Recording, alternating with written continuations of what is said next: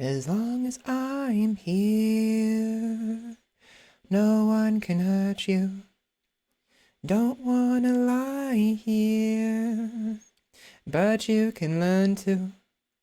If I could change the way that you see yourself, you wouldn't wonder why you here.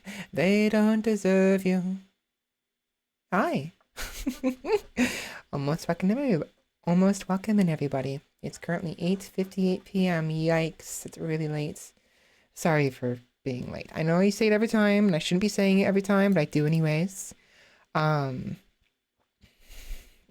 woke up late today and I was busy. So, but I got some sleep. I got some good decent sleep, thankfully. Today, we are not going to be playing Dishonored, unfortunately. I don't know when I'm going to play it again. I know I keep saying, oh yeah, next week. I'm going to stop saying that. And then I'll just get around to it when I get around to it. I need a break from Focus Friday, honestly. So, but I've been having a break the past couple months, so it doesn't really make sense, but whatever. Anyways, today I'm planning on playing some League of Legends. Maybe something else. Serpent Rogue might be nice. Grim Knights, I've been playing that off stream. I can show you my progress with that. So we have options. I'm feeling good today for the most part. I've been drinking more water recently. It's been helping me out a lot. I had my smoothie already, had a slice of pizza and crazy bread because we had pizza today, and I woke up at 5 o'clock. Woke up at 5, yeah, and p.m. and what have you. So they had dinner, and I had some of that as well as my smoothie. And we bought a Brita filter from Target. My dad took me because I'm so tired of this. Freaking, I'll talk about it more on stream, but basically, water is expensive, and tap water is disgusting. Yeah. So, anyways, without further ado, I'm pretty much, let me double check everything, but I'm pretty sure I'm ready.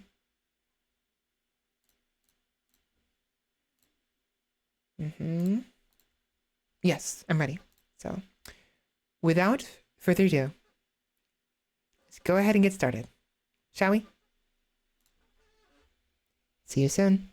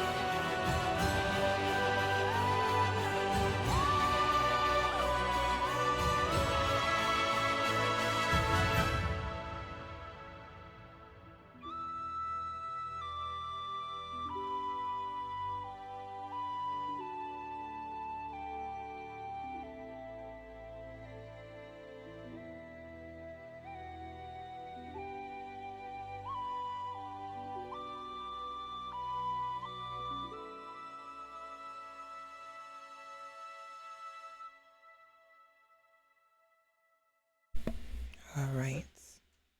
There we are. Hi. Welcome in, everybody. How are you all doing today? Welcome, welcome, welcome. Welcome, welcome, welcome, welcome, welcome, welcome, welcome. Come well, come welcome, welcome, welcome. I don't know what I'm saying at this point. Hi. Welcome in, everybody. Where am I? There I am. Hi. Welcome in, Rimba. How are you all doing today? Hopefully doing well. Welcome in, Rimba. How you doing? It's just Roomba today, I guess. I guess it's just Roomba. Just Roomba. Clearly no one else here, so. But anyone else who happens to be here also, how are you all doing? Hopefully doing well. Lurkers, and what have you. Shut up, Roomba. I knew someone was going to make a comment, but that's why I started being like, wait, never mind. But, shut up. Anyways, welcome in, everybody. Hopefully doing well. Me, personally, I'm doing decently. I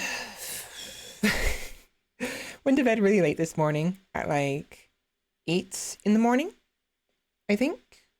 8:30ish. Yeah, like 8:45. I think I finally passed out around 5:15, and I set my alarm for 5 o'clock. Sorry, not 5:15. I 9:15. I think I passed out at, and I set my alarm for 5 o'clock, later than normal, in an attempt to give me a full 8 hours, 7 at least, of sleep. And it kind of worked out. I was kind of restless. I kept waking up because of random reasons. But for the most part, I got some decent sleep this morning. Did I? I do. I won't, unfortunately. No, you'll have to just get a replacement Roomba head or something like that. You'll be fine. What's that? Got shot in the head? Get a new head. Simple, easy. Yeah. So I haven't been sleeping very well again. However, I have been feeling a lot better. Don't bonk me. I've been feeling better recently, past couple of days, because in addition to the salt and sugar, trying to balance it out without consuming too much, I had forgotten I wasn't drinking enough water. I don't know what prompted it, but on Monday or Sunday, I realized I wasn't drinking enough. And I realized if I could quantify how much water I would need like every hour or every 2 hours, I would have an easier time drinking water. And so I did that and calculated that I would need about anywhere between 1 and a cup and a half. So a cup and a half of water every 2 hours, right? Assuming, okay, so 24 hours, right? Ideally, 8 of those hours you're spending sleeping. I mean, ideally. 8 minus 24 is 16, so you're awake for 16 hours. And then every 2 hours, right? That's 8 instances of water, right? People often say that you need 8 cups of water a day. Some people say 10 or 12 cups of water. It doesn't matter. It depends on the individual. But at minimum, 8 cups of water, right? Let's say minimum 8 cups of water. That's a cup of water every 2 hours, or a half a cup every hour. Every hour seems annoying, but every 2 hours, right? And it's helping me a little bit with consuming water. One problem, however, is the jugs of water I have, they're not going to be enough. Like, I was consuming maybe a single jug every week. No wonder I wasn't getting enough water. But if I were to consume, 8 cups of water a day or 10 cups of water a day, that's a whole gallon. That's basically a whole gallon. It's a whole jug, and one jug normally is supposed to only last me 1 full week, basically. Like two jugs a week, right? Because they're expensive, like $3. And so if it was every single day, that's $3 a day, and times that by 30, that's $90 a month for water, which isn't bad. It's not great, mind you, but like, it's pricey. I have a lot of expenses. I don't make much money. I can't exactly add another $100 a month to my expenses. It's not actually good, So, I've been trying to consume the filtered water at home again. The problem is, it tastes like garbage. Because the bottled water just tastes better, just straight up better. Because the calcium chloride and the sodium bicarbonate, the baking soda. And so, I've been having a hard time. So today, my dad took me to Target. We got a Brita filter, water, a gallon one, and I tried it out, and it's not bad, not great, but it's not bad. It's not as bad as it was before. So I might have a solution. I might have a source of water that isn't $90 a month. Go figure. So that's good, but it still doesn't taste as good as the bottled water, honestly. So maybe I will invest in getting some calcium chloride and sodium bicarbonates and add it directly to my water. But the question would be, how expensive would that be? You know? So I gotta figure that out later. Water has flavor. Yes, it does have flavor. It's what it. Oh man, yummy! I love my water that tastes like chlorine, like pool water. Yummy pool water. Ugh. Yeah, I already have gamer subs. Well,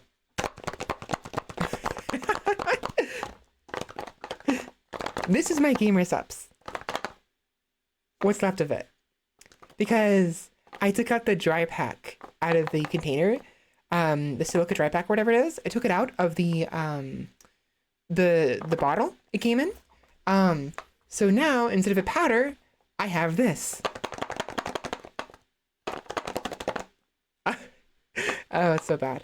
So I actually blended it one time and it went out fine, but it keeps drying on me. It keeps like solidifying on me, and I don't want to keep doing that. So now I gotta freaking buy a new one and toss this one, which sucks. Strawberry. I have strawberry.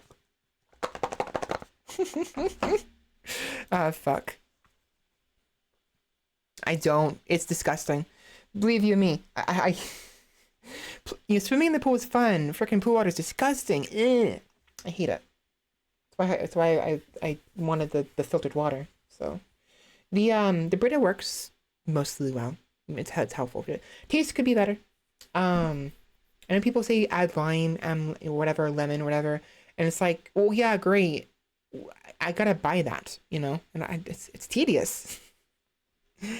It's tedious. What? What? What?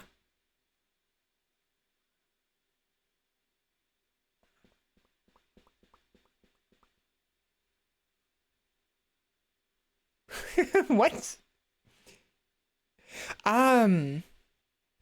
No.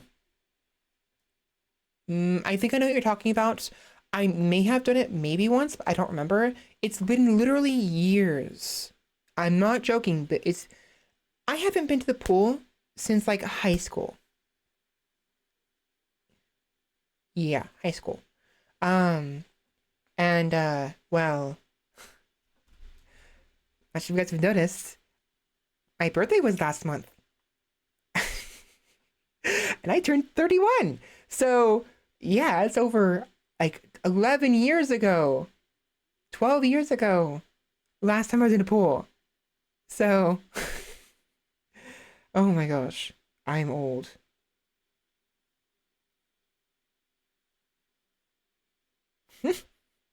Anyways, no, by all means, I'm broke as fuck as well. Don't worry about it. I try it honestly. I believe you me. I try not to be on that like with anyone because like I okay. So receiving gifts is awkward for me because I'm not inclined to get gifts for other people because you know I'm usually poor as fuck and I don't know what to get people is also an issue. Because at that point you should give money, but at also that point you're kind of just exchanging money. Like, oh, here's $20 for your birthday. Oh, thank you.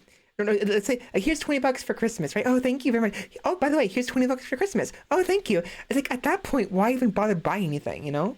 And so for me, birthdays and Christmas, I prefer just hanging out with people. I don't need gifts. My dad did buy the Brita filter on my behalf, stating it was a late birthday Christmas present because I couldn't decide what I wanted. I was like, you know what? Sure, fine, we'll do that.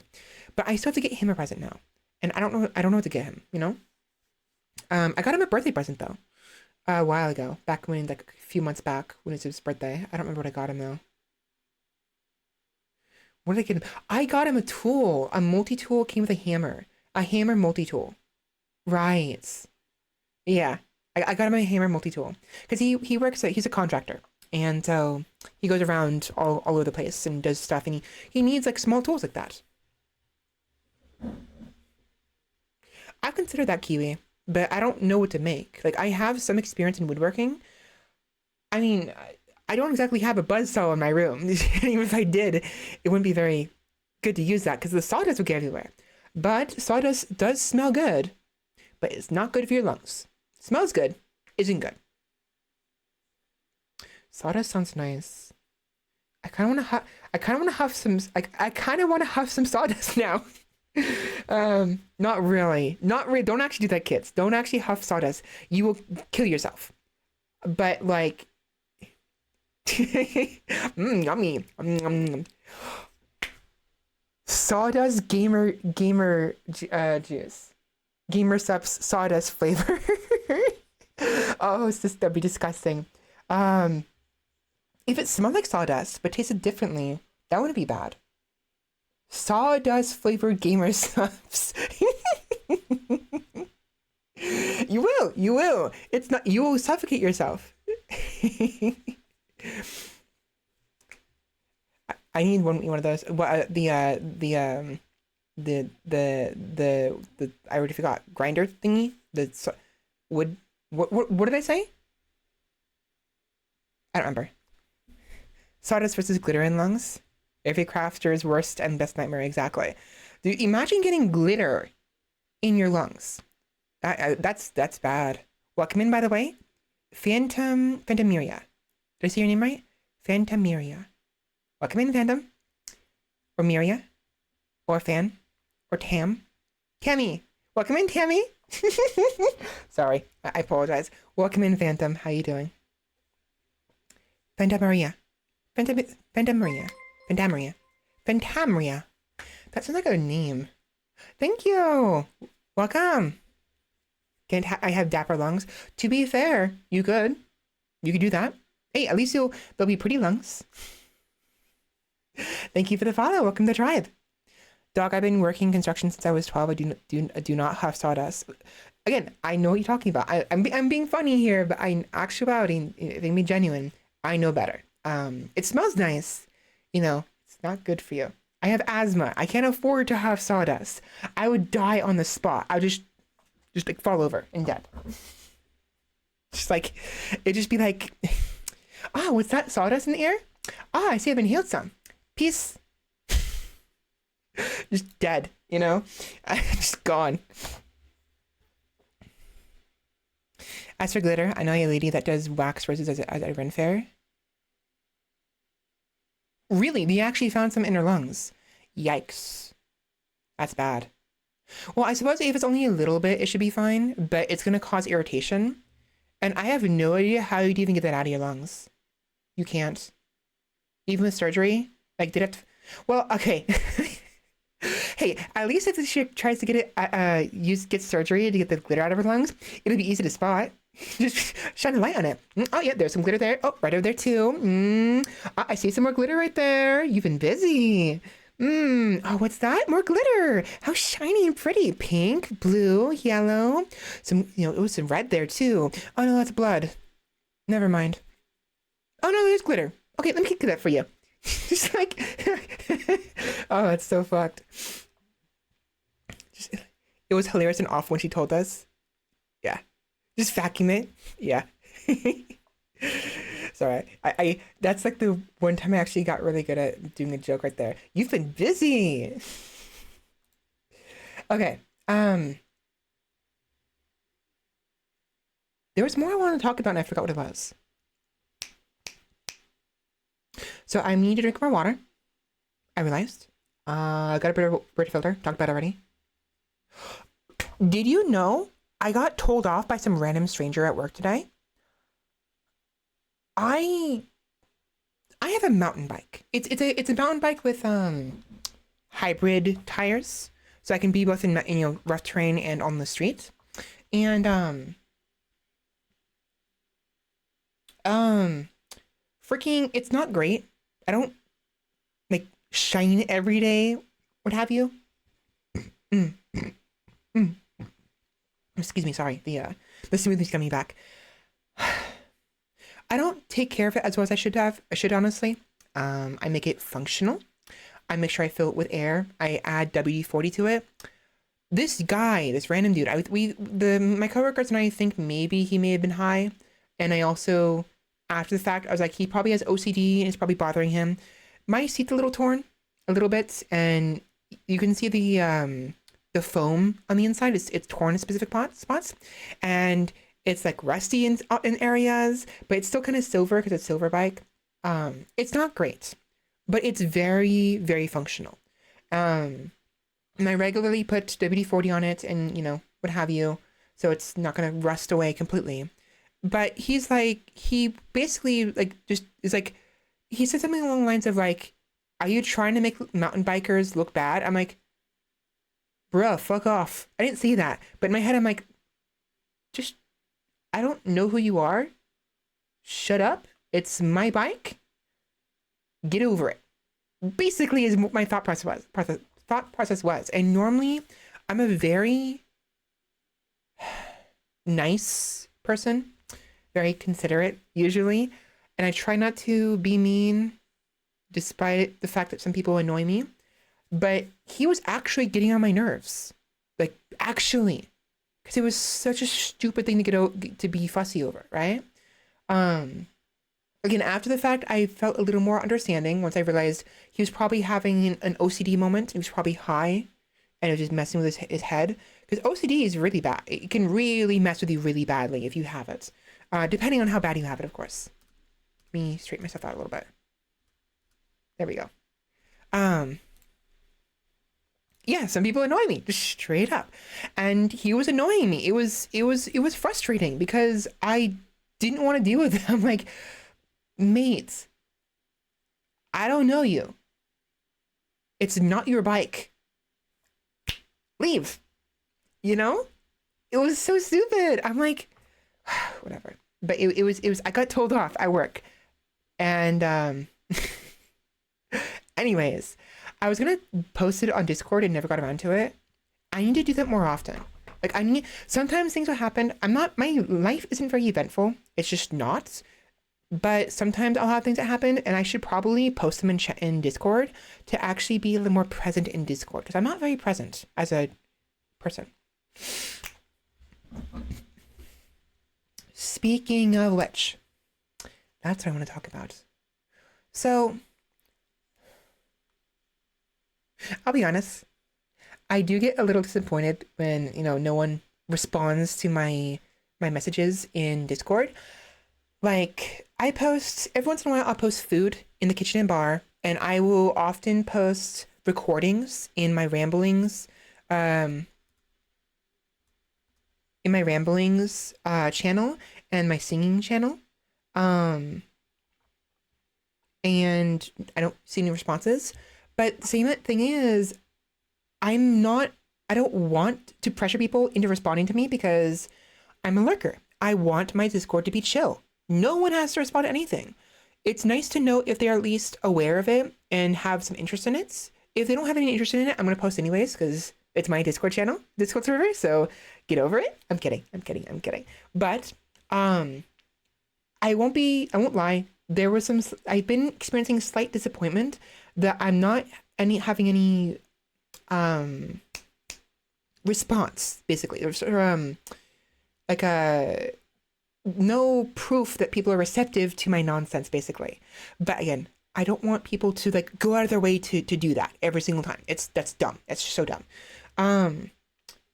With that in mind, I will mention I have a Discord channel for those who may not know, and there's various channels in there. You will find various things. You don't have to look at any of it. If all you care about is the announcements that, oh, I'm going live, by all means, it's perfectly fine. Thank you, Remember. But it's been on my mind a little bit, Number one advice I like to share, easiest way to get someone to calm down. make them feel heard, make them feel like it's their idea for whatever you're trying to get them to do. Yeah. I try to, at least I try to do the first thing. I always try to make sure I make them feel heard. They're still annoying though. So I need some type of reaction on my DD's ruined. Yeah. Shut the fuck up, Roomba. It's an art. Someone made art of me in the actually don't remember what channel it is. In one of my channels, I have fan art. Bastard. I have a fan art area, and Roomba decided he wanted a bunny suit.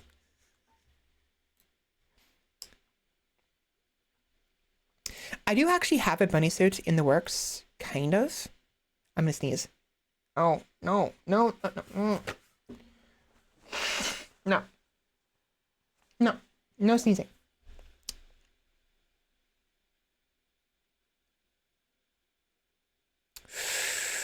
Where is it? I don't remember. I myself don't remember where it is.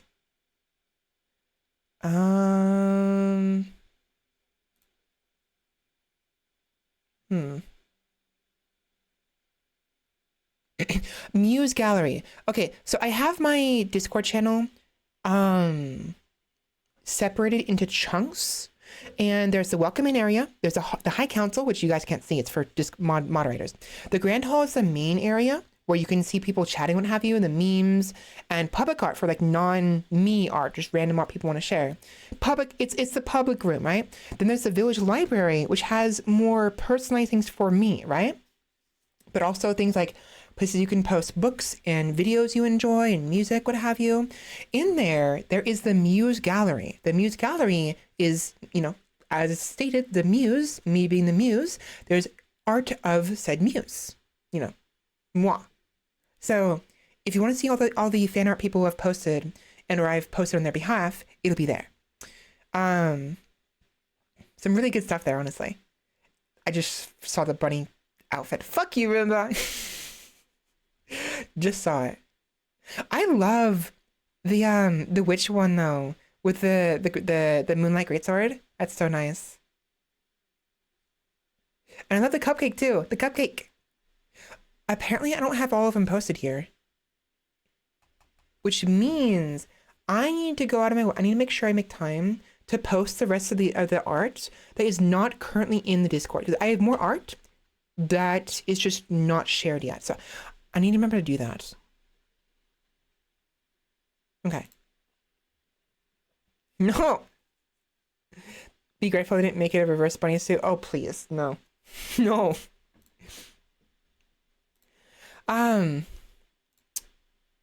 So yeah, I got called out. I'm feeling lonely in Discord, even though I myself am rarely ever on my Discord channel server. Maybe once a week, twice a week. So there's not much activity there. There is activity, not much. So, but yeah. Anyways, if you're curious, I with the food in the main grand hall area, kitchen and bar, I post food there sometimes, and you guys can do the same. You can post your food. I'm actually very proud of my cooking skills. I usually only cook chicken.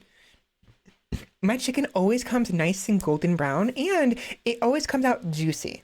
Like I don't like it when chicken gets too dry. One time I cooked it for too long, and it got super dry and shrunk a lot, which is very upsetting. But usually I make a really good juicy chicken, honestly. And I had a sandwich yesterday, yesterday. Made a yummy sandwich. It is. It's just white rice, milk, and sugar. Specifically, it's soy milk, because I drink soy milk, because regular milk makes me bloated a little bit.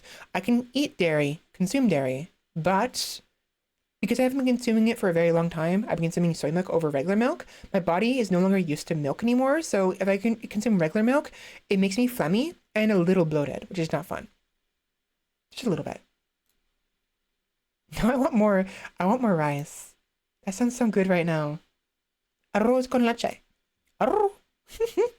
Arr, arr, arr.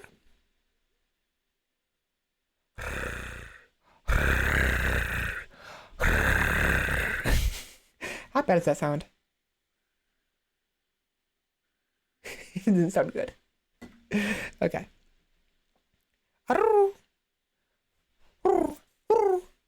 I'm a pigeon.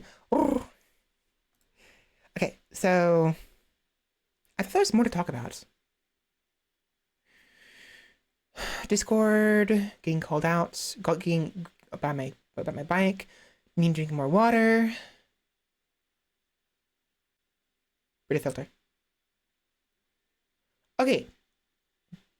Dishonored. Thank you. So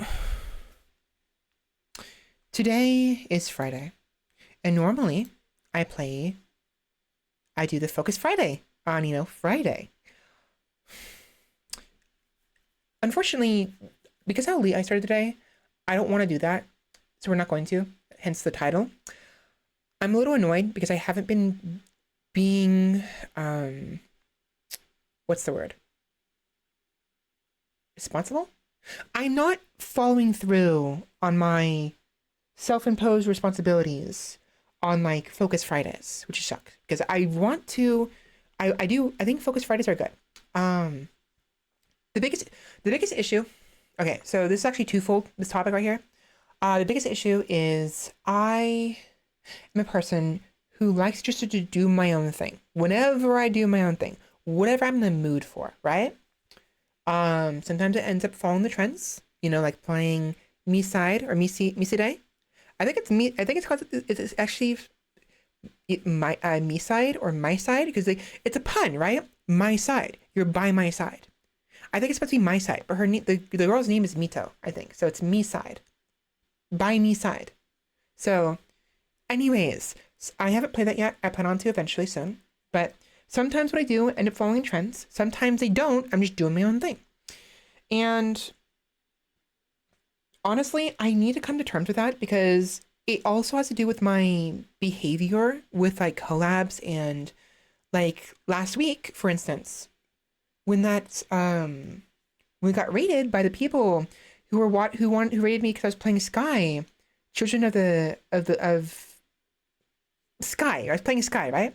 It's a cute game. I like it. It's neat. I don't see myself playing that very often, if at all, anytime soon, at least. And that one person wanted to be friends, right? I kept being hesitant and kind of, beating around the bush and trying to basically say no in the most polite ways possible. But I said yes because I thought, why not? Maybe once I play, we can play together on Sky. Why not? I can make a new friend, maybe. Who knows? I am a very aloof person. Like, sure, I'm a streamer. I'm very active not very active. I'm somewhat active as a streamer. I like talking. I like social interactions, as exhausting as they are. Oh my gosh. I'm an introvert, an extroverted introvert. I'm very aloof. I'm fickle and I'm aloof. And I need to come to terms with that because I just will be gone from like social things for like at random. And just, again, Discord. I'm barely ever on Discord. Sometimes I am. I'm just not a very active person. I'm the type of person who would be completely content sitting in the corner on my own and watching everyone else talk. I'm content with that. And sometimes I'll get up and come into the circle and talk with them. But even then, like when I'm not being talked to or I don't have a topic to talk about incessantly, which I do sometimes, I'll just be in a corner, sipping a drink, perfectly relaxed and content with that, And sometimes I just don't want to talk to people. I don't want to hang out, But it sucks because I want to collab. I want to do those fun things like More Lethal Company and that Abiotic Factor game and other multiplayer games. Like, I don't even remember the last time I played Helldivers, especially with anyone. Like, I'm very aloof. I'm very antisocial. And I worry that aloofness might hurt people. It might hurt you guys, even. The person who... The moth... I forgot their name. The Moth Father, right? They're a stranger to me. The Moth Father's a stranger. I don't know them very well, if at all. Um, and the thing is, my definition of friend is different from others. I've talked about it before, but basically the way I see it is everybody has these like levels, right? Imagine a bar, like a thermostat, right? Imagine a thermostat of friendship, right? When it is cold, you're strangers. As you get to know each other, it goes up and heats up, right? And becomes more intimate, right? More closer.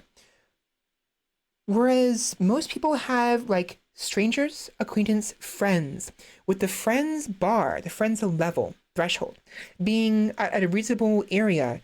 My friends threshold is really high. Like the distance between um acquaintance and friends, right, is greater than others and what have you. And so I'm also more hesitant about making friends or saying people are my friends because not because I don't want to. It's just I'm aloof. I am aloof, and I'm trying to realize that and understand what does that mean for me, right? What does it mean for my relationships? Room is a friend. Cheb is a friend, definitely. Kiwi, as an example, you're still an acquaintance to me. I don't know you, but at the same time, I don't want to feel like I feel like it's mean to say you're not a friend. Because just random chatters aren't necessarily friends, but doesn't mean they can't be. There's a dynamic here, right? Between streamer and viewer. There's a barrier. And I like that barrier, and I'm hesitant about breaking that barrier sometimes. And I worry I'm going to be hurting people by doing that, by liking that barrier. So with the Moth Father as example, I friended them on Sky. It doesn't necessarily mean we are actual friends, but we are in the game officially friends in the game. But I don't plan on playing Sky anytime, very much, But I do want to play it. It's a really cute game. I love games that let me fly, So I'm struggling with this because like I don't know. It's hard to describe what I'm going through and what I'm trying to get across, but hopefully it makes sense. You know? Yeah, per listener. A healthy barrier. Boundaries. That's I feel bad making boundaries, is what it is. I feel bad having boundaries. Because I'm very very honest. I don't exactly have my heart on my sleeve, but I do sometimes. I am prone, unfortunately, to TMI, like just instinctually. As a streamer, I can't afford to do that. I have to be very, very, very, very, very careful with that. Because if I'm not careful, I can literally dox myself. And that's not good. But my mom is the same way. I get it from my mom. And that's why I'm never going to be able to let her be on stream. Ever. Like, she wants to watch my stuff. And I've actually previously shown her my links to Twitch and what have you. And she forgot it. And I've been hesitant about sharing the information again because I realized it was an opportunity to not let her be live on stream, to be in chat. Because all it's going to take is her not paying attention and she's going to say something and it'll be one, exposed to everyone else, she's my mom. And two, she's going to say something and it's going to dox me.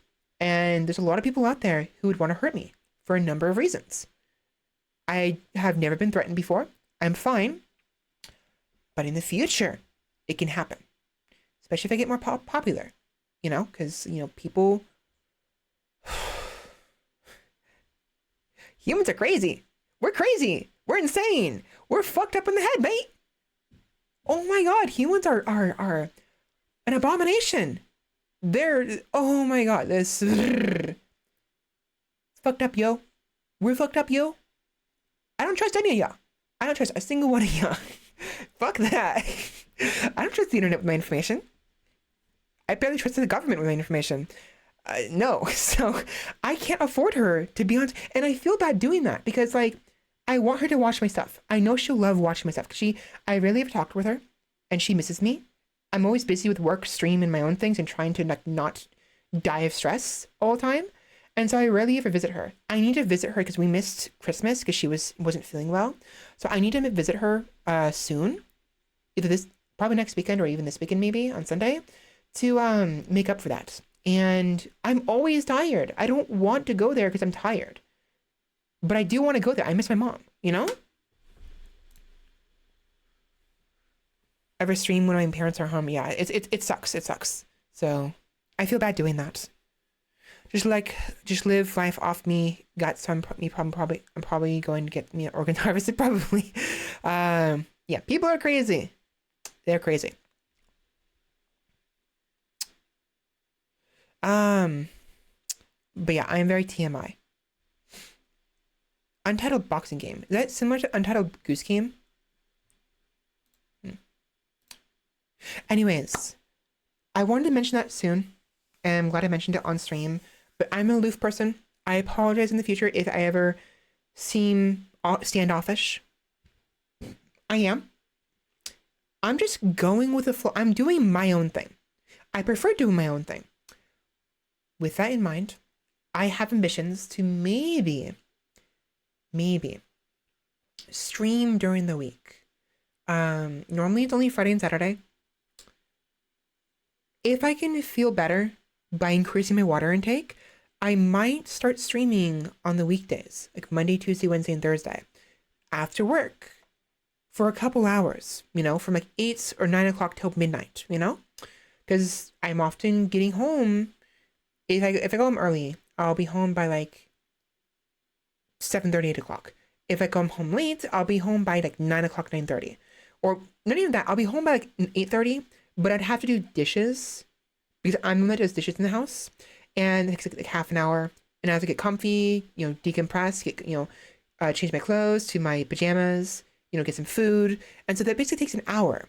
So at best, probably like 2 hours a day from 10 to midnight. But that time is time I would rather spend decompressing from work and playing games on my own. So we'll see what happens. We'll see what I can accomplish, you know. Because then they call me by my IRL name, which I mean, it's not an uncommon name. Yeah. Oh, it's a boxing game. Okay. Untitled Goose Game is a thing. I thought it was that.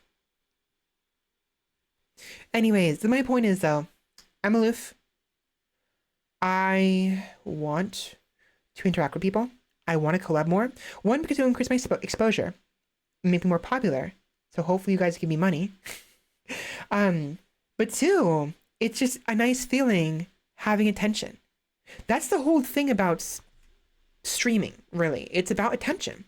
Everyone, in truth, loves attention. Just the right kind of attention. Even those who say they don't like attention, the truth is they probably do secretly, like subconsciously like it, but they only like the right kind, and they don't want very much attention, right? Everyone has their own, what's the word? Capacity for attention, for receiving attention, right? And streamers, all streamers, live streamers, even YouTubers, it's all about the attention. We just like attention. We like being seen and heard, and we want to have fun and do our own thing and talk with people. We're yappers. Most people who are on YouTube are yappers. Not everybody. There's some people who aren't as yappy. It's perfectly fine, but it's all about attention, you know. But I don't want the wrong attention, because that's dangerous. So, what was my point? I forgot what I was talking about. Why did I even bring that up? Oh, right. Popularity. Yeah, I like to get popular. I get more money if you guys subscribe to me. But I don't want to pressure you to, because I have shit emotes. They're not actually shit emotes. They're just... There's no incentive. Aside from supporting me, which I do appreciate a lot, by the way. Aside from supporting me, there really is no incentive for you guys to subscribe to me, and I don't want to press you guys to subscribe to me either. If I have some really good quality emotes, then I'll feel better about people subscribing to me. Slow down, oh my god.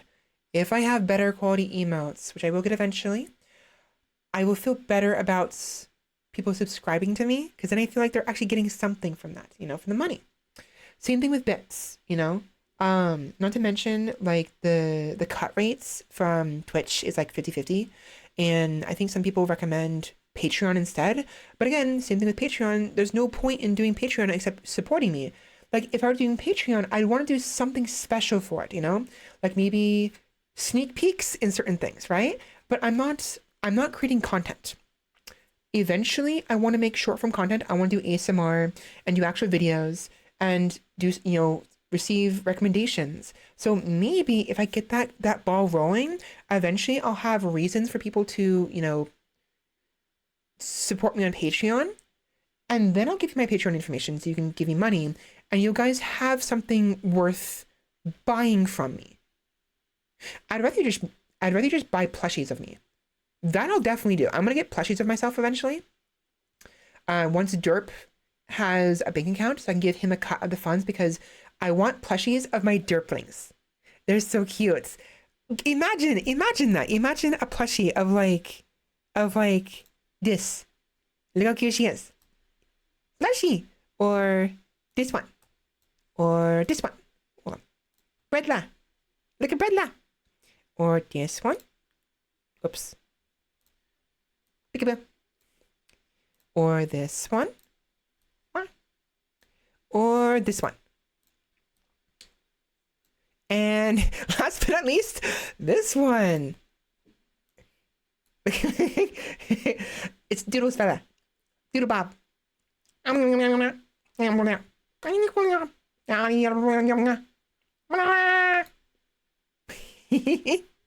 Sorry. Ignore me, I'm just being silly. But I would love to get plushies of my Derplings. That'd be so lovely. Imagine an entire lineup of them on my bed. That'd be so cute. Yeah, Bredla. Actually, Bredla wasn't even made by Derp, I realize. That was somebody else. So the other ones, these ones are Derplings. Technically, Bredla is not a Derpling, but I guess we can probably include her in the family. Like, the neighbor. The girl next door. Yeah. Girl next door. Basically. She's not canon. She is canon, but she's from a different city. She's the country girl who came to the city. Or yeah, distant relatives. Yeah, we definitely need more emotes though. Wouldn't people who sub to you just enjoy you as a person and streamer and not first emotes? Possibly, yeah. I mean, honestly, I would appreciate that. I feel guilty about people giving me money for what I feel like is no reason, you know? So I want to give you guys rewards for giving me money, you know? So, it's a subconscious thing. I don't make a good streamer business-wise because I don't push for things, you know? By the way,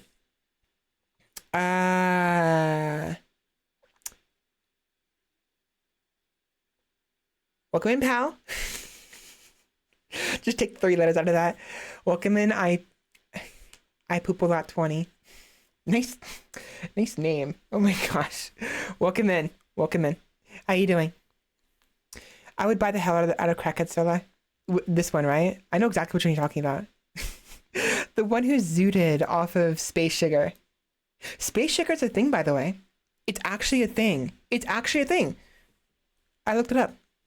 Okay, the whole idea behind this one is she's a Star Witch, right? My Star Witch model, but it's a Derpling version of my Star Witch model. She goes around space, you know, through the cosmos, and just traveling, exploring. She wants to explore the universe and see all pretty things, and travel to different worlds and what have you, and meet aliens, what have you. And one of her favorite things to do is to collect space sugar. She's actually really good at extracting it from nebulas, and it's really yummy according to her. Now, in actuality, I don't know if space sugar would actually be any good or if it'd be even good for you. Who knows what kind of bacteria is there? But lore-wise, she loves space sugar, and she's sometimes it wasn't the official lore, but because of the way the Derpling looks, we made it lore where Sometimes she gets zooted off of space sugar. Because it's a little too much sometimes. Just like...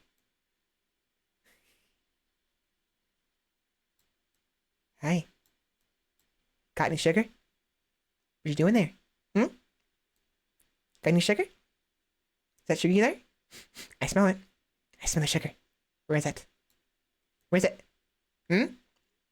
Where is it? I want sugar! I don't know what I'm doing. I don't know what I'm doing. Food is food. I'll eat space sugar regardless. Honestly, yeah. I would love to actually sample space sugar.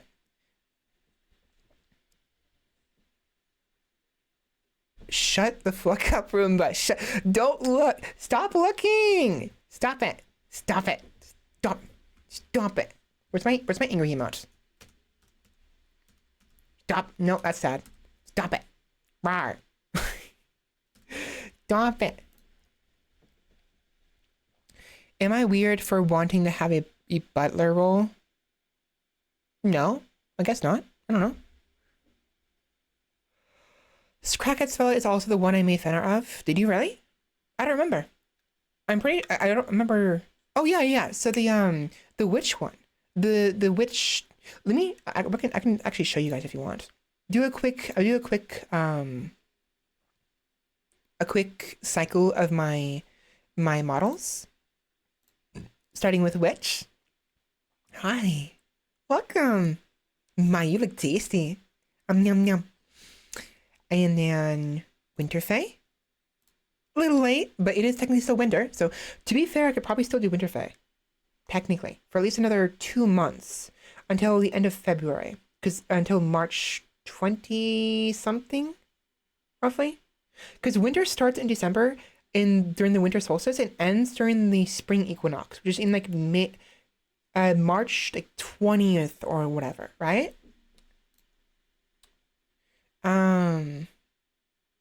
Here's the maid one. Speaking of butler roles. The maid. Whoops. Hi. How may I serve you? And also, I never use this one. I'm supposed to... Okay, to be fair, I'm supposed to be using this model for non-Focus Friday game days. But I forgot to update it, so it's not an updated form yet, and I keep forgetting to use it. But yeah, I'm supposed to be using this one. I keep forgetting to. Always. It's pretty. It's very pretty in how lax it is. I like how casual it is. It's nice. It's pretty in a weird way. It's like a subtle prettiness to it, you know? Especially with the waving of the dress. But it's my casual outfits. Then we have the Star Witch one. Well, hello. Care for some sugar meat? $5 a pop. Freaking imagine my witch Svela just like imagine. Oh my gosh. Now I'm imagining a freaking scenario, like a daydream of like freaking being like witch Svela trying to like smuggle space sugar into a planet that has his band Space Sugar, and she has to go undercover and like turns into other people with her magic, and she getting caught in like a giant whole like a chase with her on like a broom or whatever, and like being chased to the city trying to avoid the authorities. She can deliver the space sugar. That'd be so funny. So this one's one of my favorites. This one and the witch one is probably my favorite, I think. Save for the Don't Look at My Thighs.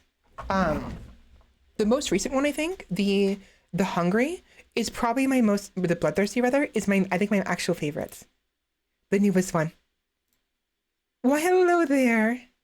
My. You smell delectable. Hi. Do you know the game Tag? Would you like to play it with me? Yes? Great. Run. I love this one so fucking much. I still have to update the main model with the hairstyle. You know, I really do. It's being worked on. I'm just lazy. I'm so fucking lazy. So lazy. Anyways, back to normal. It's oh yeah. You might lose your dick in the process, but you know with how sharp my teeth are. Anyways. Couldn't find it in the first 20 seconds of looking. Then I gave up because of my TikTok attention span. Rip.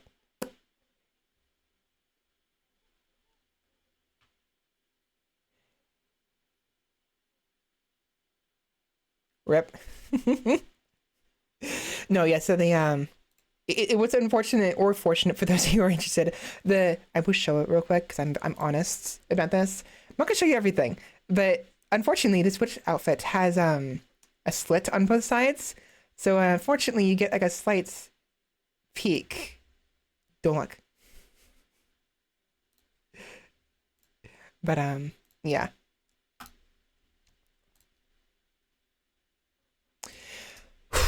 I am tired. I need water.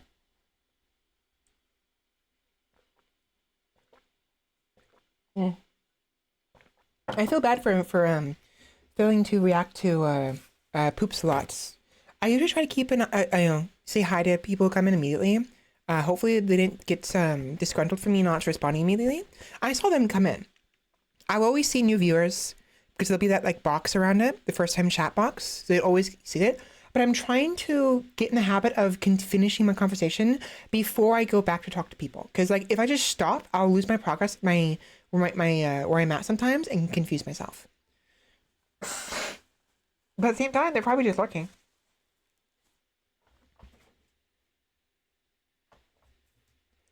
No, fuck up. You couldn't handle my Tylenol. You couldn't handle my potions. Instead of the potion seller, I'm the thigh seller. Oh, that's fucked. Okay, let me move on to video games. Hold on, my computer's up. Let me hurry up and just.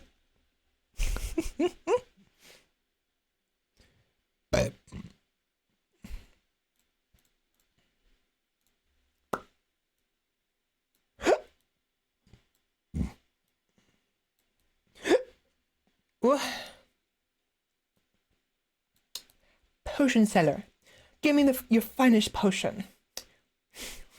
You can't handle my potions. Is that gonna be good enough? Am I centered? I'm centered. Good enough.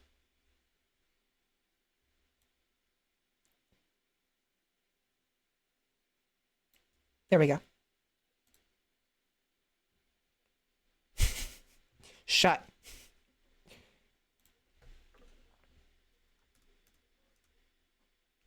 Yeah.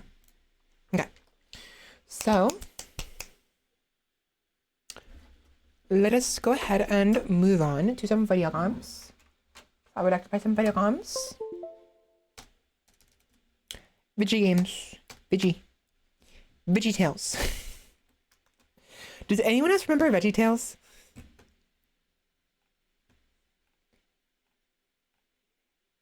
Dude, speaking of like Christian cartoons, okay, so I was raised Christian. I've mentioned this multiple times. And I actually did enjoy VeggieTales. I really wish they made more movies in the style and quality of the Prince of Egypt. Like, usually I don't care for religion because of how obnoxious it can be, especially Christians. But the good side of it is really nice. And I love the animations, the cartoons, the Prince of Egypt. And there's one other one with Moses, I think, right? No, not Moses. There's two movies, right? There was the Prince of Egypt, and that's Moses. And there was the other one where that one brother who like gets sacrificed by his other brothers, right? The sons of David, right? I think there's that one as well. I liked that. Wait, was it the Prince of Egypt? No, I'm thinking of the video game. God damn it. Okay, hold on. What is that cartoon called? What is that Christian cartoon movie about Egypt called? Because I freaking forgot. No, it is the Prince of Egypt. I was right. Never mind.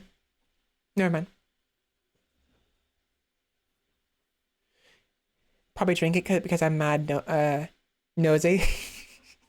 It's just sugar, but space sugar. You get zooted off of it.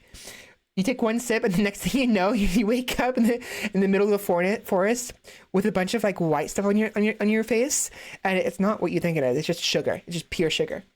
I mean, and then you find out later on that you were bouncing off the walls, or whatever. River, oh river, flow gently for me. Such precious cargo you bear. Do you know somewhere he could live free? River, deliver him there. I like that song. Mm-hmm. Mm-hmm. Mm-hmm.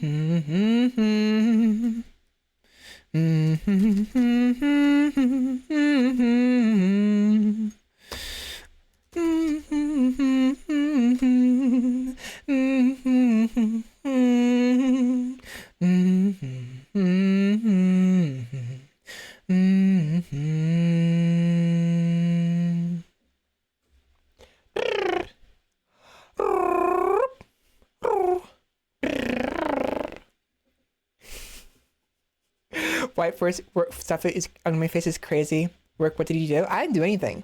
You just wanted sugar, and I obliged.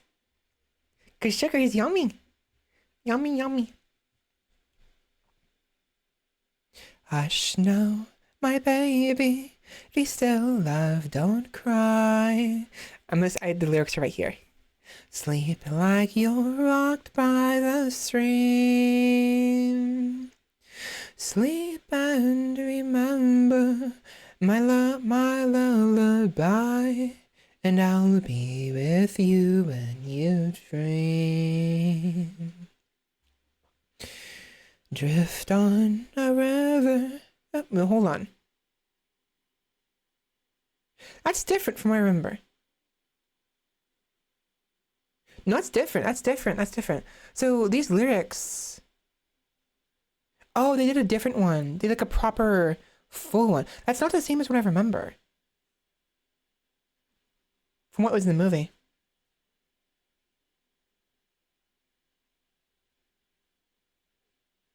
So it was river, oh river, flow gently for me.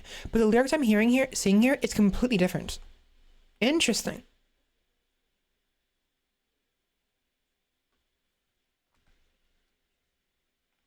Original lyrics.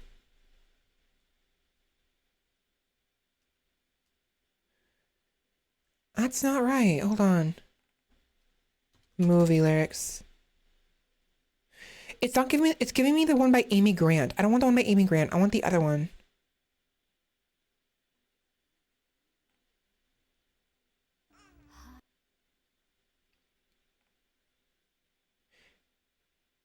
It's a very short song.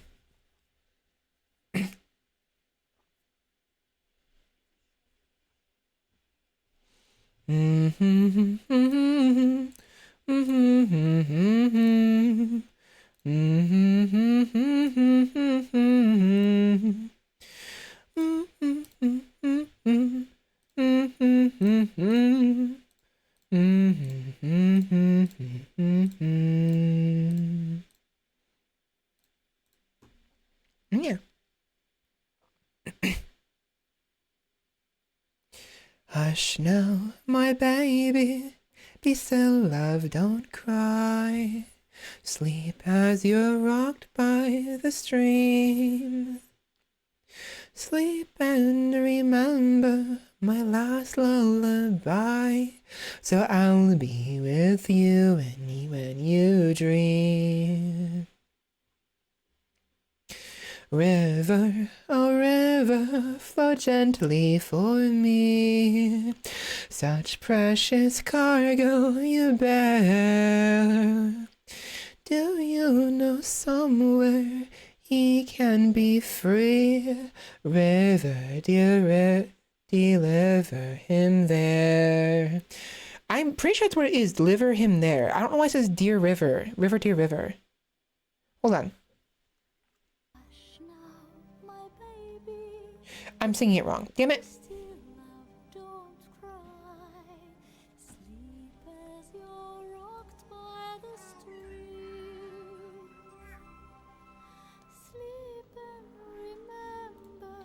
My last lullaby. So I'll be with you when you dream.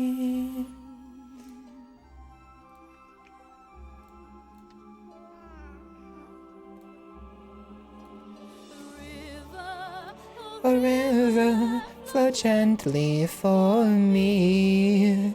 Such precious cargo you bear. Do you know somewhere he can live free? River, deliver. Yeah, it's river, deliver him there. They had the lyrics wrong.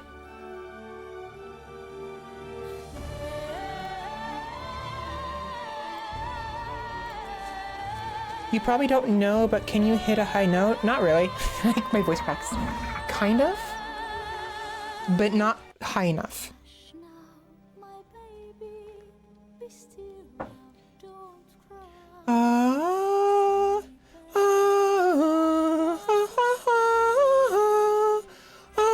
I can kind of, but it sounds really bad. It sounds very raspy.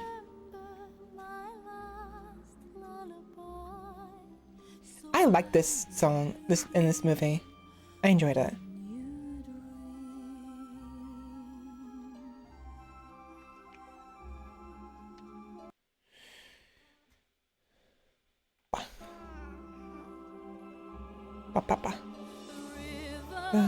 Oh, river, deliver for me.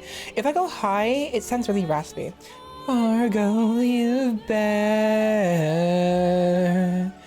Do you know somewhere he could live free? River, deliver him there. I gotta practice more with my singing because it's just like I can't find my voice. It's either too low or too high. If it's too low, it sounds very raspy and what have you. And if it's too high, it just sounds forced.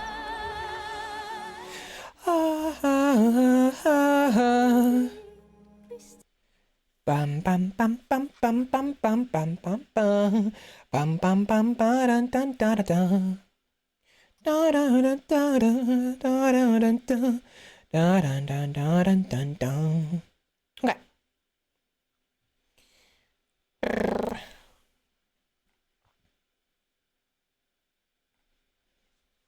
So today, I actually want to play some League of Legends with you guys because I've been playing it a lot recently. I fucking hate the updates, but I've been having some good times. Specifically, I've been trying to make Vi work in mid lane. Lethal on hit, attack speed Vi. She can kind of work, but it's difficult to pull off. However, recently, I've been doing movement speed Lux. And it's actually a lot of fun. It's very stressful. My hand still hurts from tapping and moving the mouse so much yesterday. I have some videos to share with you. Hopefully I have all of them, but I've been playing a lot of games. There's a couple older ones I want to share with you. And there's a way I can finagle the previous matches to see the older ones, right? Because when you do the download the match replay, it gets downloaded on your computer and it's still there, even if you can't actually access it, unfortunately. Yeah, everyone plays LOL. It's disgusting. So let me use the restroom real quick. I'm gonna be right back, and we're gonna jump into like some League of Legends. I'm gonna start with showing you guys some of my recent games, and they've been frustrating. Oh my god, the people I play with are just. It's so hard not to get pissed off. It's really hard. And our most recent game we won, I think. No, we lost. I think we lost our most recent one. Um, the top lane KO was losing against I think Cho'Gath top lane, and was so blind. Like, okay, I actually have to show you guys that one because that one was stupid. I will show you how blind this K was. It pissed me off. I pinged her. I wasn't even the one in danger. Our jungle was in danger right next to her in Tribush. And in top lane, red side, blue side, Tribush. And I saw that she was in danger, our Sejuani was in danger. I was pinging over and over and over again. Bitch, get over there. And I think we got a kill, but I think Sejuani died anyways. But I'm just like, oh my god. Like, I can be unobservant sometimes, sure. Like, I'm not always perfect at paying attention to the map. How is she that blind? It pissed me off. I was already upset because I was hungry and tired. But it... And then there's another game where I broke a Yone's ankles. Oh my, it was so funny. I won lane against Yone as Lux because I was literally too fast. I got hit by a couple times by his Q, his long range Q and his ult. But there were so many times I dodged both his Q and his ultimate. And there was a fight near Dragon, in Tribush red side, across from Dragon. And I broke his ankle so freaking badly. I'm surprised he could keep walking after that.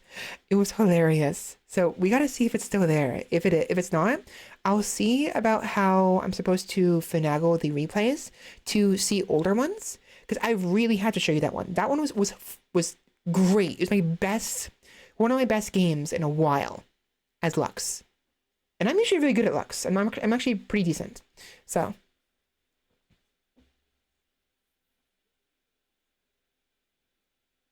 They say it's Dookie, but they'd be playing it all the time, so I'm confused.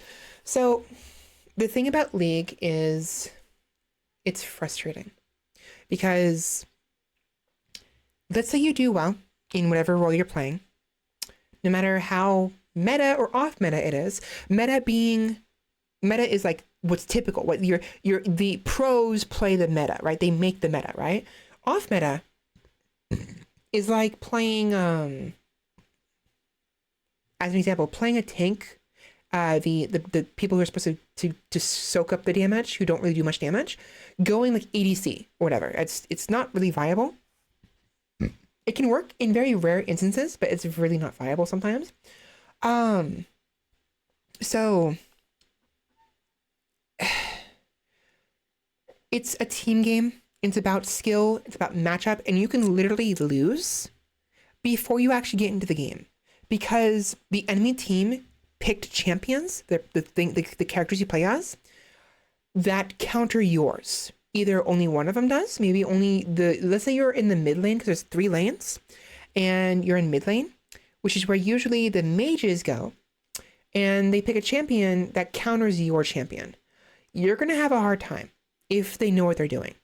In meta, in high elo, high skill matchups, even if you're really good at it, you're probably going to lose. Not probably, maybe, right? But you're more likely to lose. And so oftentimes you will lose in what's called champion select. It's so frustrating. And sometimes it has nothing to do with the specific champion. Instead, it has to do with the team comp. They could have a composition of their team, of the players, of what champions they choose, that synergize extremely well, and your team does not, right? As an example, champions like Galio, Malphite, Zac, right? They all have knockups. Freaking the Bounce House of Despair. You know, whenever there's 2 or more are those champions, because Malphite, he ults you and dashes into you and makes you go in the air, stunning you. Zac also has an ult that does the same thing, and but it's very shorter duration. And then Galio, his ult is where he basically ults his allies, and in a large area around the ally, Galio will then land in there, right? He launches up in the air really high, and then after delay, lands in that huge circle, knocking everybody in that circle up. So it's there's synergy, right? And if you have a team comp that doesn't synergize very well, and the other team has a really good synergy and they play well enough, they can win even if normally your team in lane would counter their champions, right? And then of course there's like a bunch of other things like farming. You gotta make sure you get money. You gotta kill the minions, the chaff, to get money. And if you don't farm well enough, you're screwed. Getting early kills for certain champions are better early game and suck late game, and vice versa. Some suck early game and are better late game. Like Veigar, for instance, he scales where he's a mage and he has this thing where his passive, he gains free AP, ability power, magic power. For every minion he kills with his Q, and for every spell, irrespective of what the spell is, and doesn't matter if he kills them or not, that he hits on champions, right? And he can have infinite scaling AP. No one else has infinite scaling AP except him. No, Thresh does too, but it's much less reliable than Veigar. And Veigar can scale better. So there's some champions who scale, right? They'll be weak early on, but if you don't destroy them and shut them down early on and get a lead on them and end it before they start getting stacks, they're going to be a problem. By 30 or 40 minutes, if they're doing well enough, they're going to start one-shotting you or your team, even though they die like 20 times, they'll one-shot you. It's scary. Nasus is an example. He's so egregious with that. He's so bad. You never want to let a Nasus farm, and yet a Nasus who does their job well will always farm. They'll always get stacks, and they'll always infinitely scale. Same thing with Veigar. Same thing with Senna. Same thing with Sion. And Cho'Gath kind of does as well with his ultimate, but only his ults will give him more HP. It really depends. And so you'll be playing a role, mid lane, top lane, ADC, whatever, support, jungle, and you're doing really well. You lose anyways, because your teammates were doing terribly. Either because they got caught out, because they were being too aggressive and they got picked, they got caught, or because they were being aggressive despite the fact they have no vision in the jungle area where they can get ganked, they can get flanked by an enemy, right? Coming in to make the 1v1 into a 2v1 or a 3v1, or 1v3 rather, right? Or 1v2. And they get destroyed, right? And if they lose their lane presence, they're going to get snowballed by their enemy laner, depending on the circumstances, and they won't be able to come back. And they'll be useless for the entire game. And if they keep trying to be overconfident or pushy or impatient, despite the fact they're losing, they're going to make it worse. They're going to keep losing, and they'll get worse and worse and worse. And next thing you know, the enemy Cho'Gath is the size of 3 houses and can chomp you at half health for 2,000 true damage on his ultimate, and takes no damage in return. It gets bad. It gets really bad sometimes. So let me use the restroom. Gonna go ahead and see what I have on replays and go from there and play some games.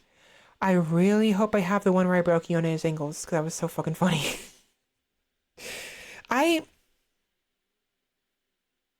Kiwi. My answer to that is yes, but. Yes, but. I do think you might find some enjoyments, but you need to understand you're gonna struggle at first, because you need to get some skill. You need to practice, and you're gonna get flamed. People are gonna be upset with you for doing poorly if you do poorly. And don't expect to get very good at first. It took me a while. I've been playing since 2010, over a decade of practice, 12 years, 14 years, right? And I recommend playing something called ARAM.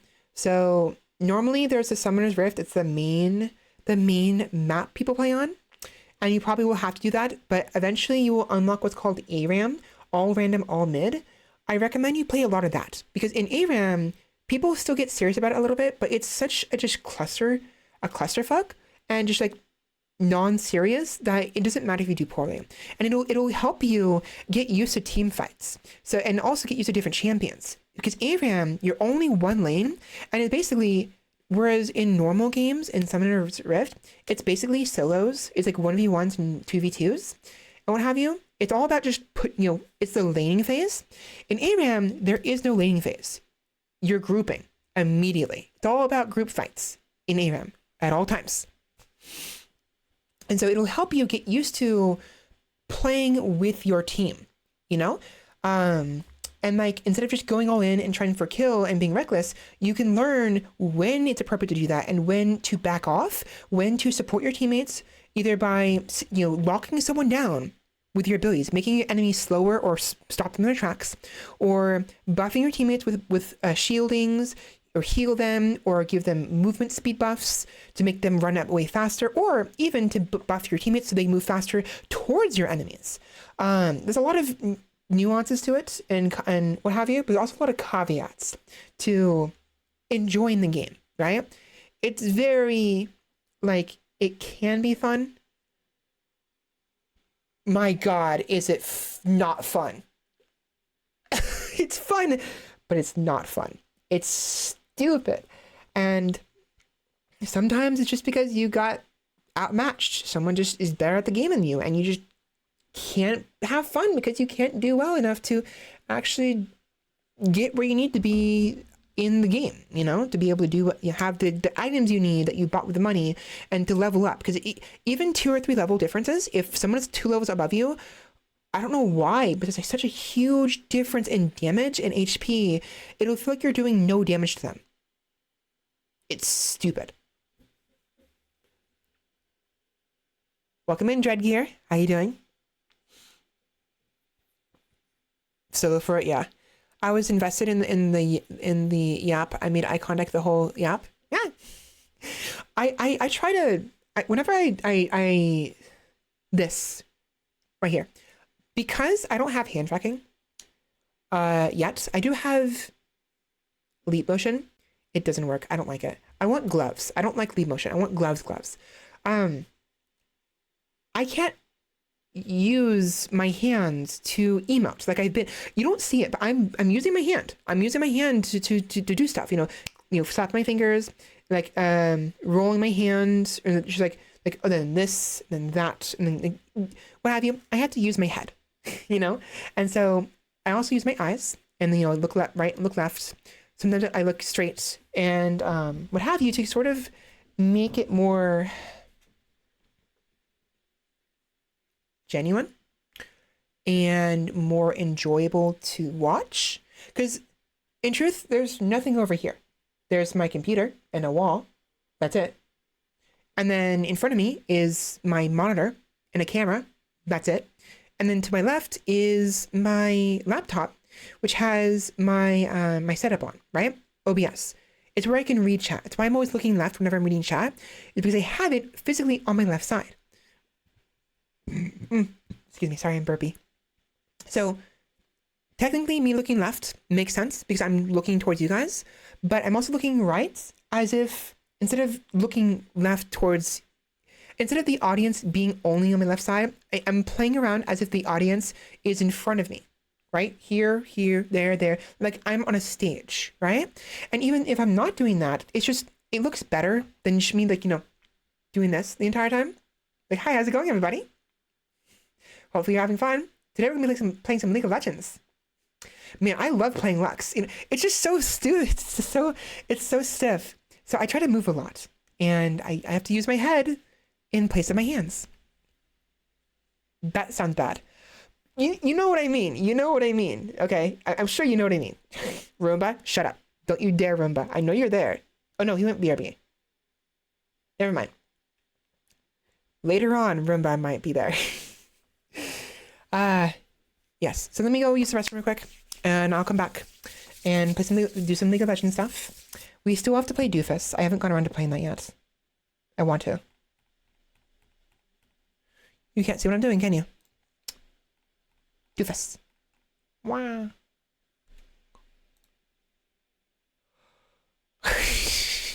Shut up. Okay. Baby.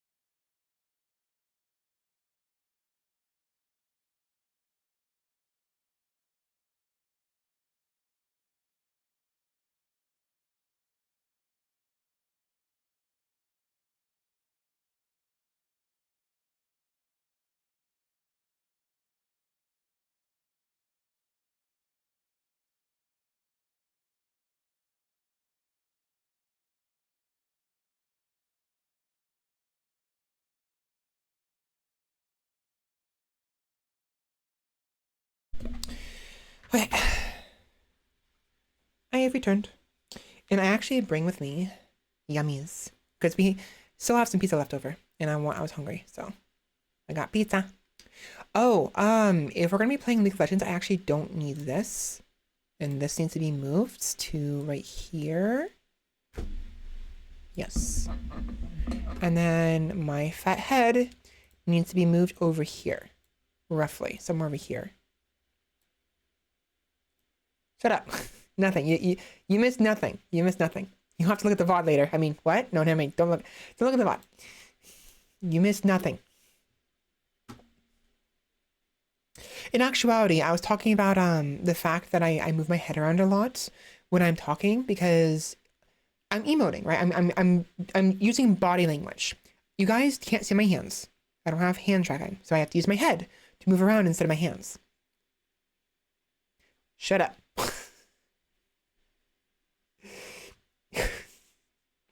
I did it again. I actually didn't.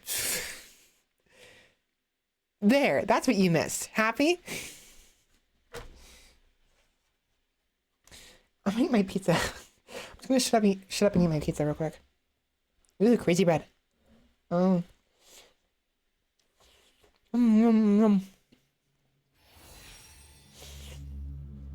Crazy bread for a crazy bitch.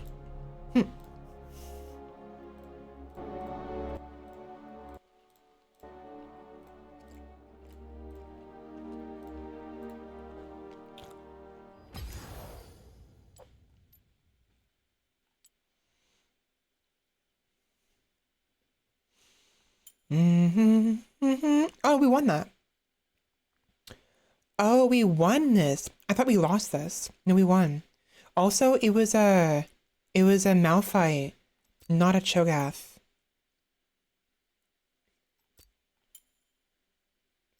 There was one with a Cho'Gath. What? There was a Cho'Gath jungle on the enemy team that just rolled over my entire team. This one pissed me off. Honestly.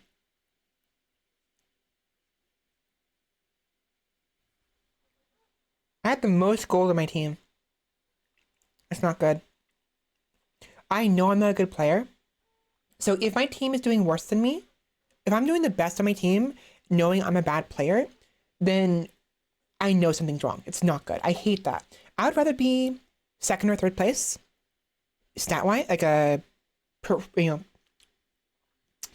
scoreboard-wise at the end, and win, than to be first place and lose. It's so frustrating because that means I did really well and we lost. So stupid.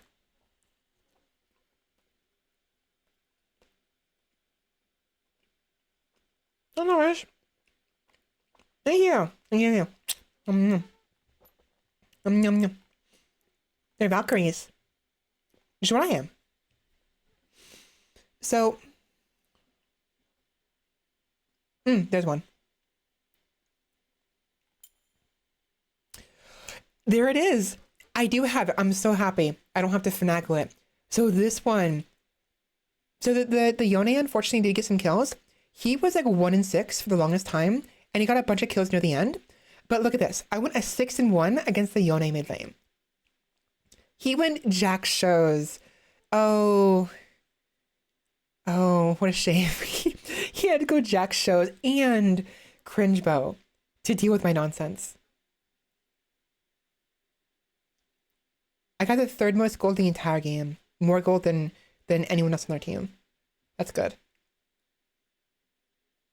I just objectively did better in every capacity. 6 kills and 8 assists versus 7 kills and 2 assists. 1 death for the 6. 3 more farm than Yone. 2,000 more gold. 1,000 more gold than him. And damage-wise? Okay, he did better damage-wise.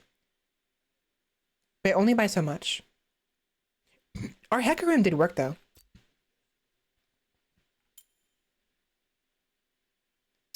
So before we watch this one, I want to watch this one right here. Because this Kale was astonishingly blind. Like, what the heck? I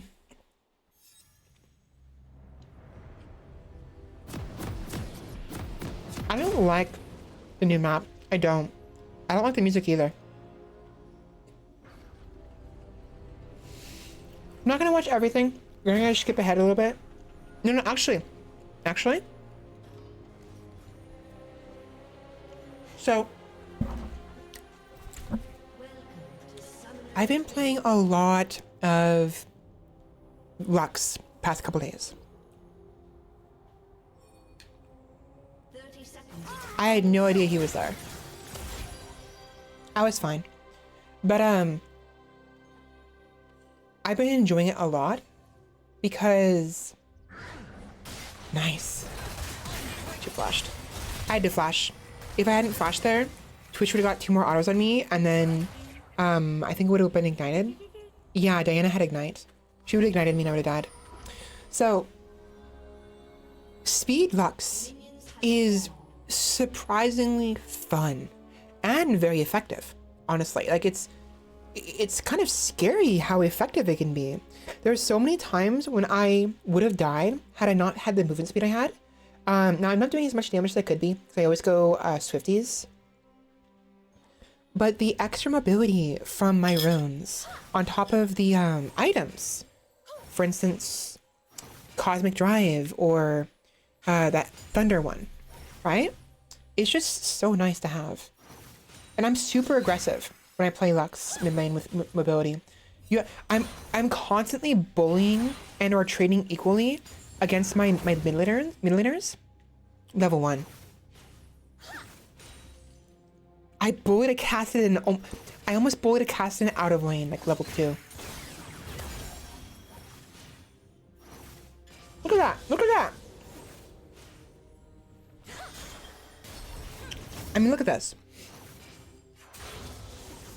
The reason this is happening is because not only do I have mobility runes and boots, yeah, I missed everything, I'm fine.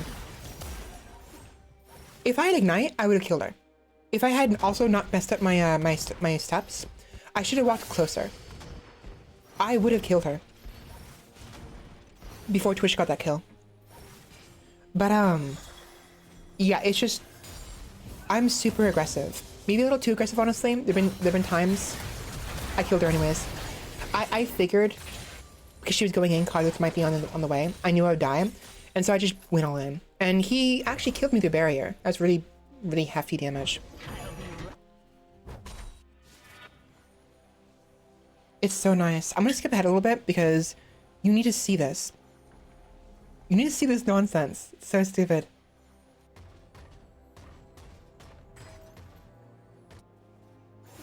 What do I have? Where's my... Wait, what's the... What? Oh.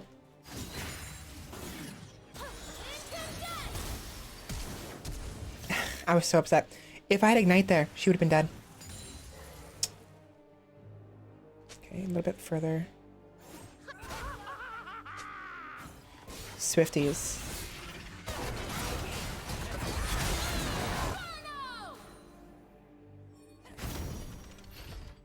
Look how fast I am.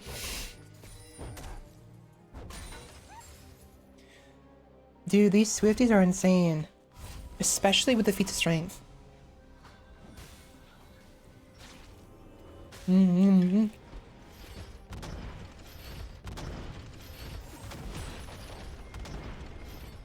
I just realized I haven't checked into this category yet.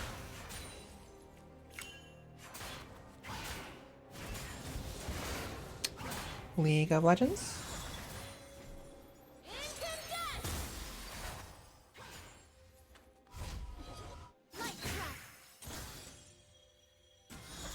And there we are. What's nice about Lux is her abilities are really low cooldown, especially her ultimate. So she's really good at just like clearing entire waves and just leaving. There have been multiple times where like I just didn't want to fight somebody because they were being annoying. I couldn't fight them properly anymore. So I just said, no, I won't. Now, Xerath is really annoying. I don't like fighting against Xerath. At first, I didn't like fighting against Cassidon or LeBlanc, but I'm starting to think maybe it'd be better just to let them be picked, because I'm actually faster, at least early on. I'm faster than Cassidon. Once he gets to level 11 or level 16, when he has the ultimate more often, he's faster than me, but I can still kind of outrun Cassidon.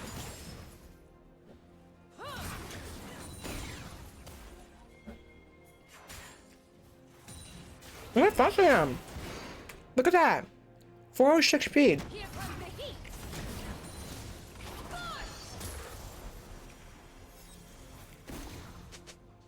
Like, I think I end up being like the fastest person in this team. No, actually, I think Rel ends up being faster.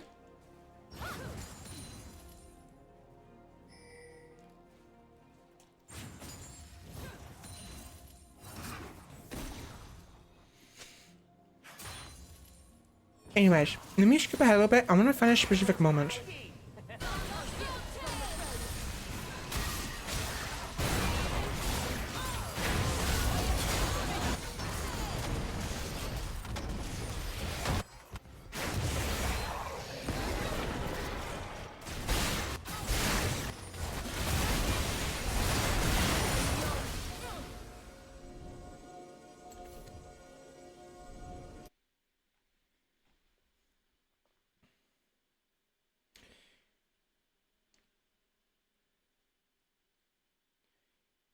A very specific moment when Kale is shoving top wave with Sejuani and Kha'Zix in the jungle, and she's just not even helping her, and I had to freaking ping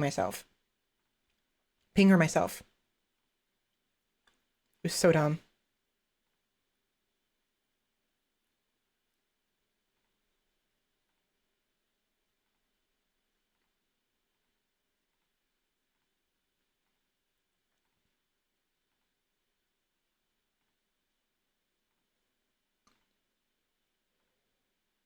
It might be earlier. It's earlier.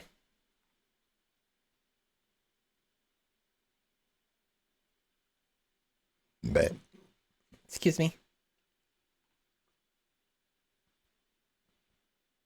How about just don't?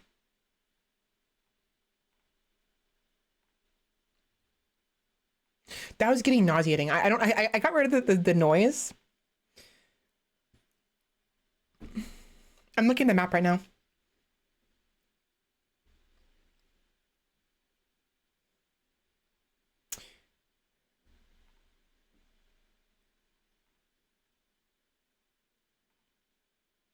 Was it here? No. When was it? I wish I'd left a note for myself.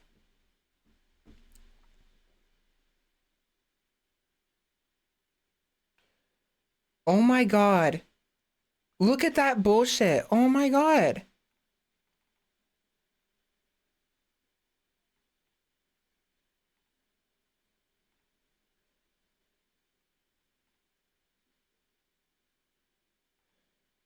So to be fair, I was not the most observant either. I did not see what was happening. And eventually I did see what was happening, but I had to focus on keeping Diana out of the fight. And shoved into her turret, right?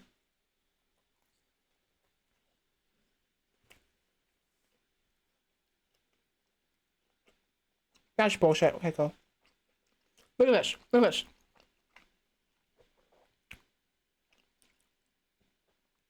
Malphite leaves top lane. Yeah, Kale sees he leaves and doesn't think of why, right?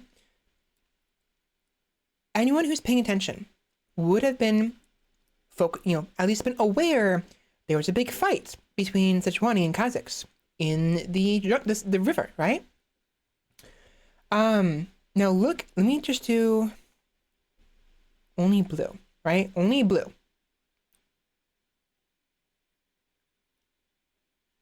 Why no one told me there was a kitsune in the game? Oh, you mean Ari? Yeah, she's cute. Like, look at this. Big old fight.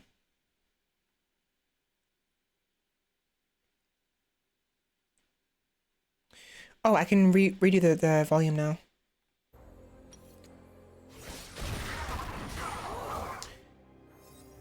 Malphite comes to try to collect Sejuani, right?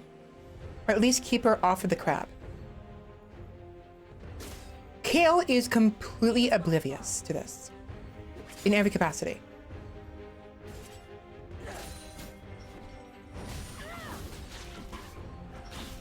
She does say, at least she does ping at least, which is fair. So she wasn't completely oblivious. But I guess the idea was she needed to farm, and she figured that Sejuani would be out just fine. So maybe she figured that it'd be fine. Sejuani fucked her dash though.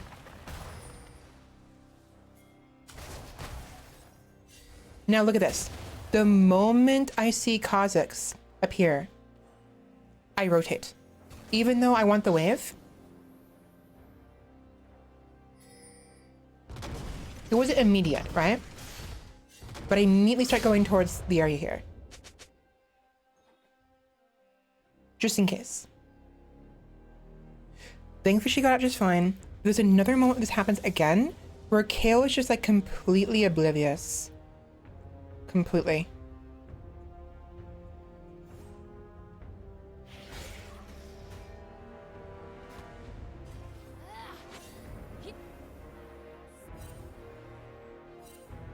I don't remember when it was.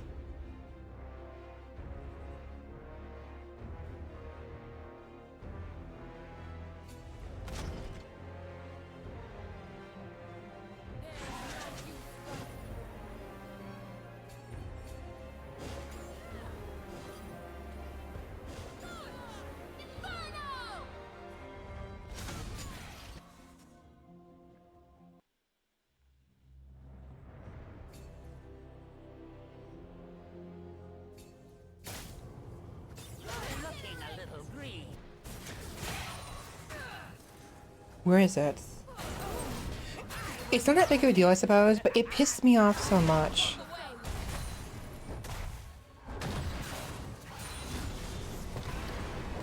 In the end, we did win. And again, I will be honest, there have been many times I myself have been blind. It's really hard sometimes to balance out what you're doing and being aware of the map.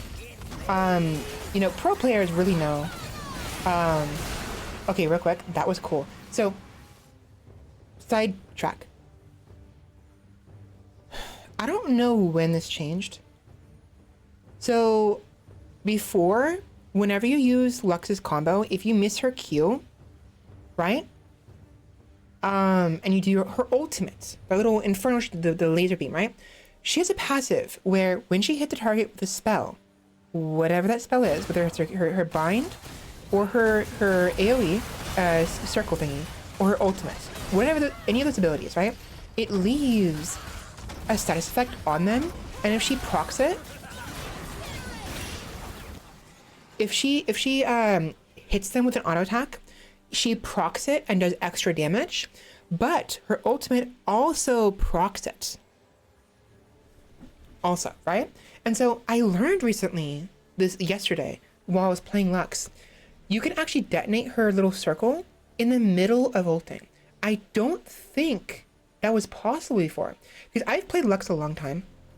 I've got pretty good, she's one of my main champions. I don't like playing her because she's boring. Of course, not anymore. Movement speed Lux is fun. But I'm pretty sure before, if you ult and spam your E, the E won't go off until after the ult goes off. At least that was my assumption. I don't know when they changed this, but now you can activate the ability mid-ult. There are many scenarios, many champions where they can't activate multiple spells at the same time, but recently they've had more champions that can do that, where you can activate 2 or more, right? The exact same time. And I think that's probably when they changed it. And it's super nice because what happened here is I wanted my Q to hit first so I can get the passive off, and then throw my AoE, and then ults. And then after the ult hits, then I would hit the E again to do extra damage. The ult would have procced the passive, the Q would have put on Twitch. But I missed. But I learned recently that I can activate my E, the AoE, little circle, mid-ult, so I threw my E out and then ulted and then activated my E before the ult finished going off, ensuring that I not only hit Twitch with the ultimate, because the E slows him down, ensuring an easier hit, but I get the proc off, does even more damage, and it bursted him down from full health. Pretty much. It wasn't full health, but it did a good chunk.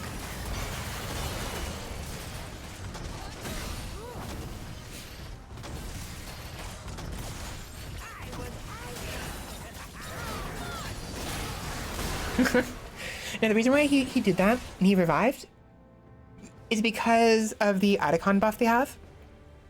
Yeah, unfortunately, they got a lot of things. They got most of the objectives. They got 3 grubs. We managed to get 3 of them, thankfully. But they got Herald, 2 dragons, and Adicon. We got no Herald, 1 dragon, and that was it. And we were struggling. We had no turrets, save for my enemy laner.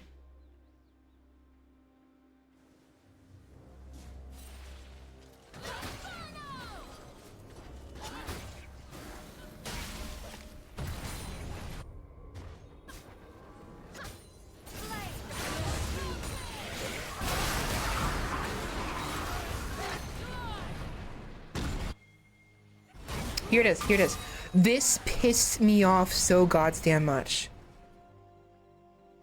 This pissed me off so much. So watch the map and also watch the chat over here, and it'll tell you who's pinging, right? So Jordan's coming here for a gank against Malphite. And Kale, and he ults away, right? He got away. Very obvious. It's pretty predictable. It happens, you know, Malphite has an easy escape with his ults. So Kale decides to shut the wave because she's... Look at this, look at this.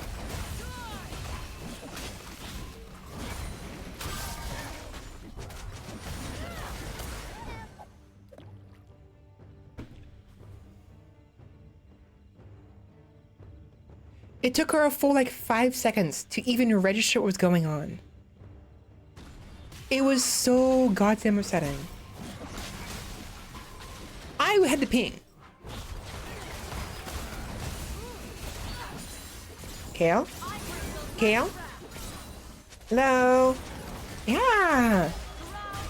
It worked out. We killed him anyways. It was funny because in the chat after we killed him, Malphite was like, that was fun, because he did as a tank does and soaked up the damage and almost killed Sejuani at the same time. If we hadn't collapsed on him together as a full team, Sejuani would have died.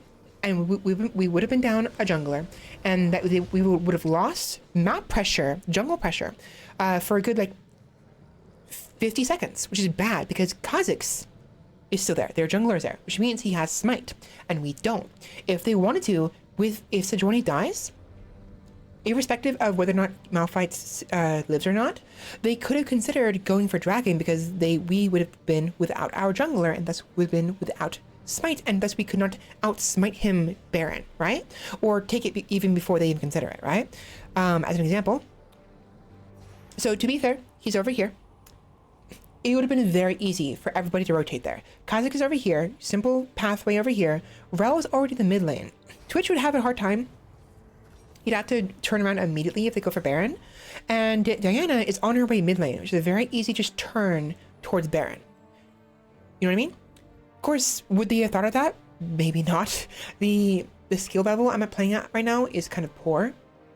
I don't play ranked. I want to, but to be honest, the players, the skill matchups and the players I'm playing with are probably not great players.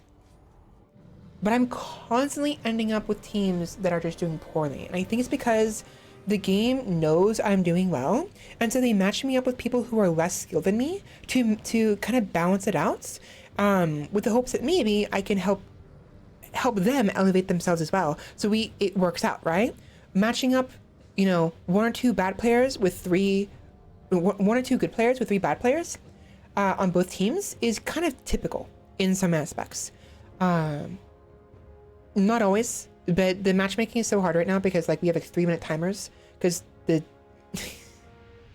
don't know, the timers take a long time sometimes because there's no one to play with.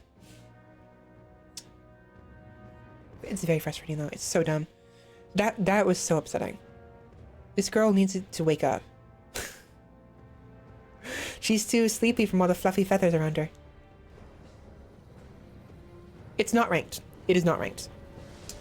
Eventually I'll play ranked. I was so upset. These several games were just annoying. That was it. Really. We had some really good fights though. Look how many people had died. Oh my god, look at that.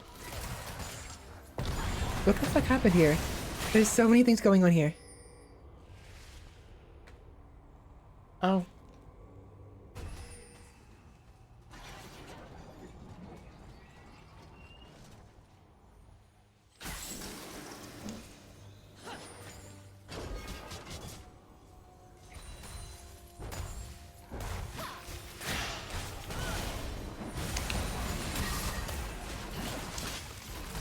Nom nom.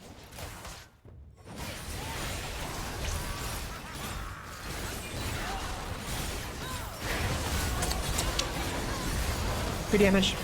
I died.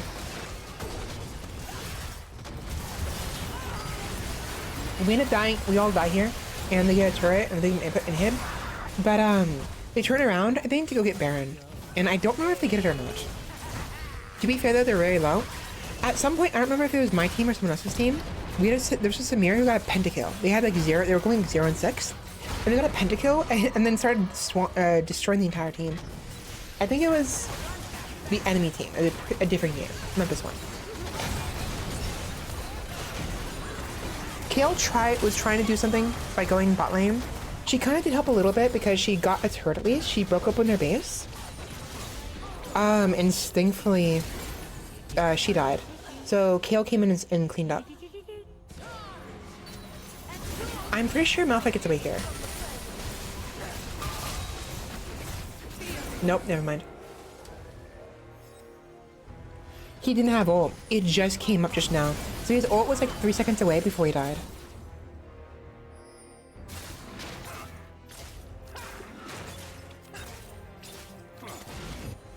That was messy. That was so messy.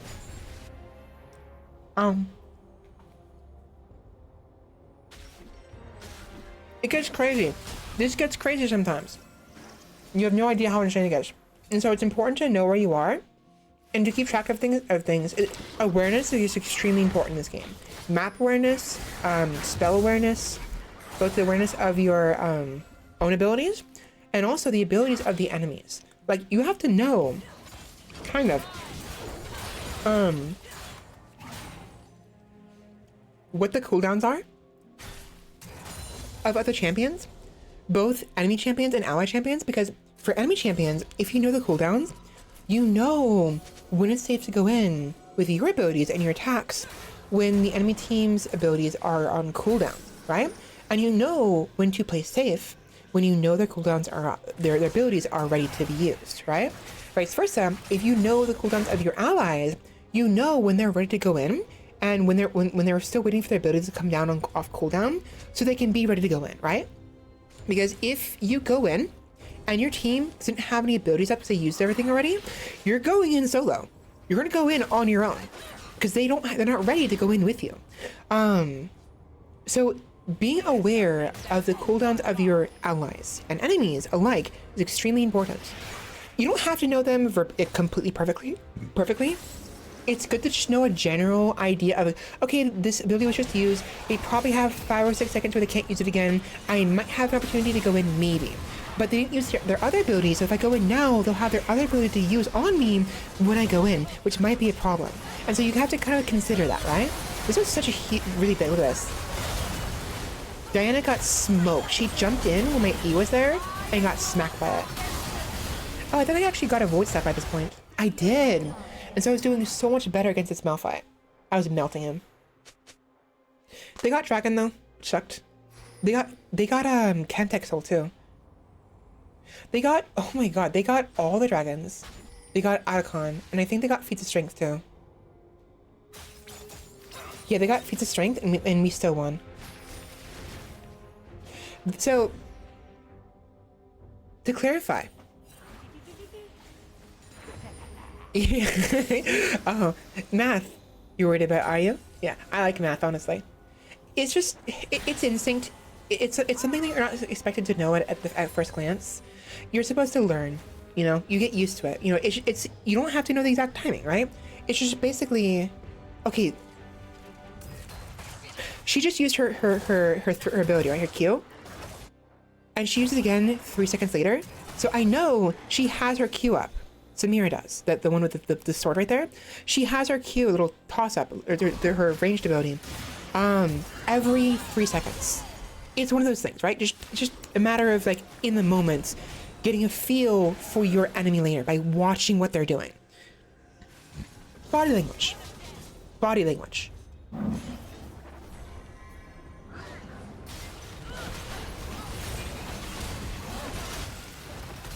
And sometimes it just works out. You don't, again, most of the time, most people aren't truly actually paying attention to every single little detail.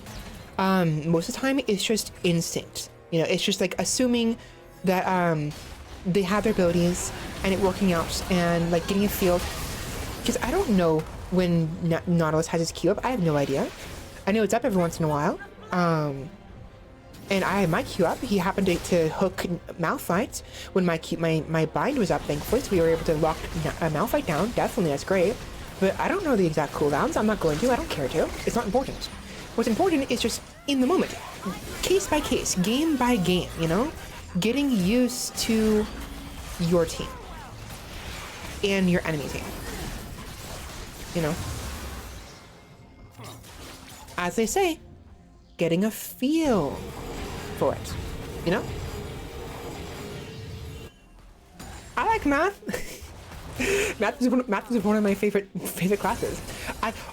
Oh my god, dude. Okay, another topic. Something. Okay, I hate Division because I can never figure out what number comes first in Division. I hate that little house you have to make for Division. It's stupid. And on calculators, I don't know which number goes first. They say divide by, right? The water. I told you before, I quantified my water intake, right? And I calculated like 8 cups, right? I need to calculate how many whatever and how much water in 16 hours, right? Ounces, right? And I calculated, so let's say a gallon is liters, right?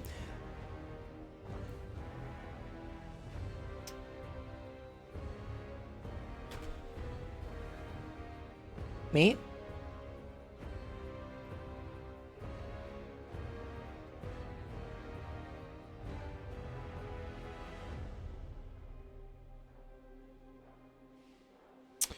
Let us say,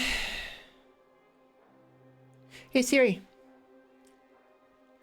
how many liters of water per day does a person need? So doctors recommend drinking about 1.5 to 2 liters of water per day. How much water someone needs to drink per day will depend on several factors such as age, weight, and overall fluid intake. Experts recommend men drink around 3.7 liters and women 2.7 liters. Okay, thank you, Siri. Okay, so thank you, Siri. Let's say 2 liters. 2 liters, okay?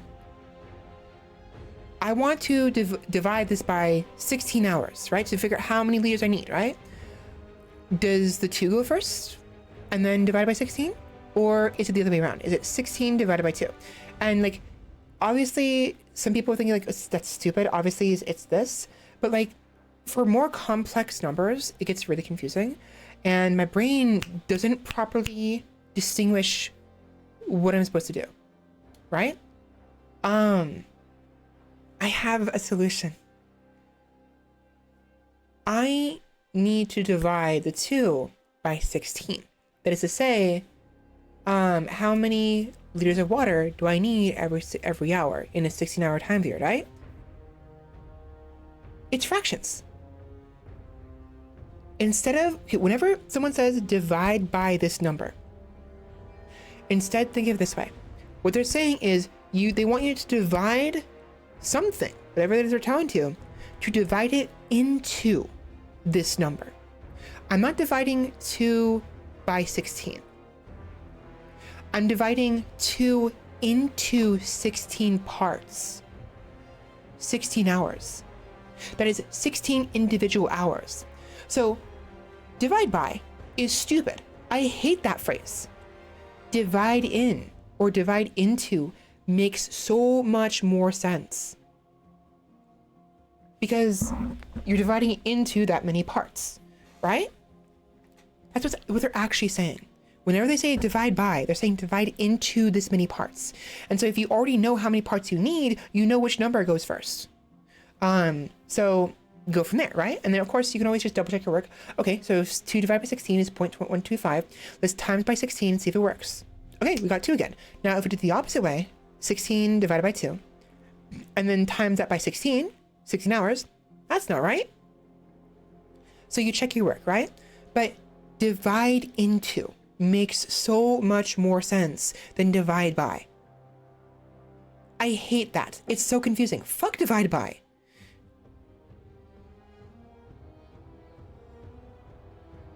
Yeah, well, it's because she was still listening to what I was saying, and I wanted her to shut off. But it was an epiphany I had the other day. I'm like, oh my god, it makes so much more sense now. It doesn't necessarily mean I'm good at division or anything, but now I'm more confident in knowing what I'm doing here. Divide into. Not by, divide into. I implore you guys to think of the same way. Think of both phrases. You're going to need both phrases. But if you're ever confused, if anyone says divide by 6 or 12 or whatever, they're saying divide into 6 parts or 12 parts. You know? So much better. It was such a mind-blowing thing to realize that. They gotta stop saying divide by. It makes no goddamn sense. Oh yeah, cool, divide by 20. What the fuck does that mean? I'm so bad at math, I make my own formulas and get it right using my pure raw aura. Kind of how it is in this game. Kind of just what you gotta do here. You just gotta guess, you know? Make up the math as you go.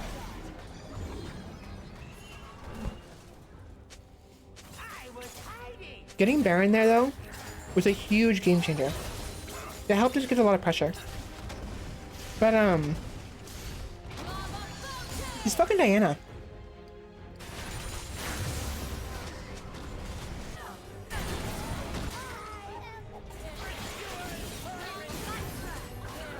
So, in this game, I was more effective with my team because of my ability to lock them down and do raw damage. But during this entire time, Diana was doing nothing but push bot lane for like 5 full minutes. And it was so annoying. I was constantly forced to be down there later on. It was so stupid.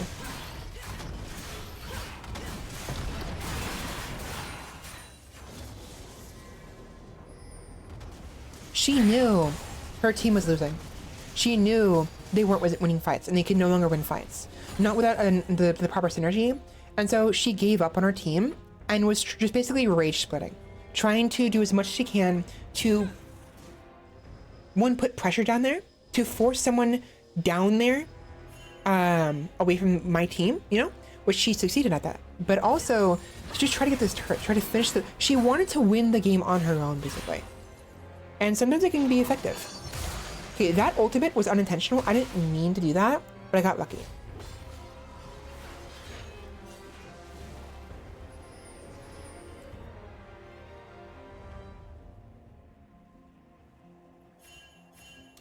The moment she sees that I'm gone, she pushes again and forces me to go back.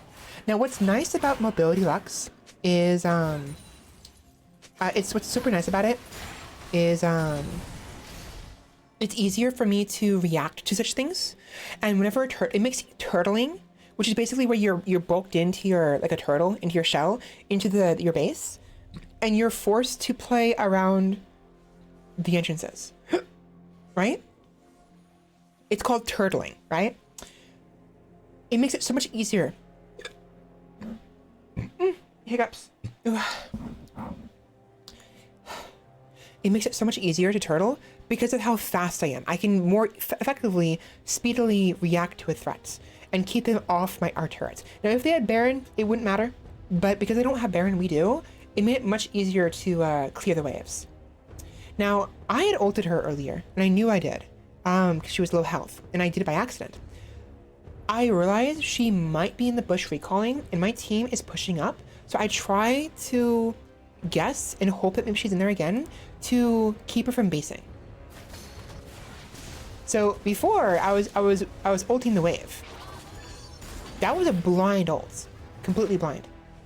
And so I intentionally waited this, right? I wanted the wave cleared as well. I wanted the minions. And so you'll see me, I positioned myself right here so that my ult would hit the minions and also potentially hit Diana if she's in the bush hiding, right? It's a complete guess. And let's say she wasn't in the bush, that's perfectly fine. I still wave cleared. And Lux ultimate, she has one of the lowest cooldown ultimates. It's really just nothing. So you can use it left and right and center, it won't matter.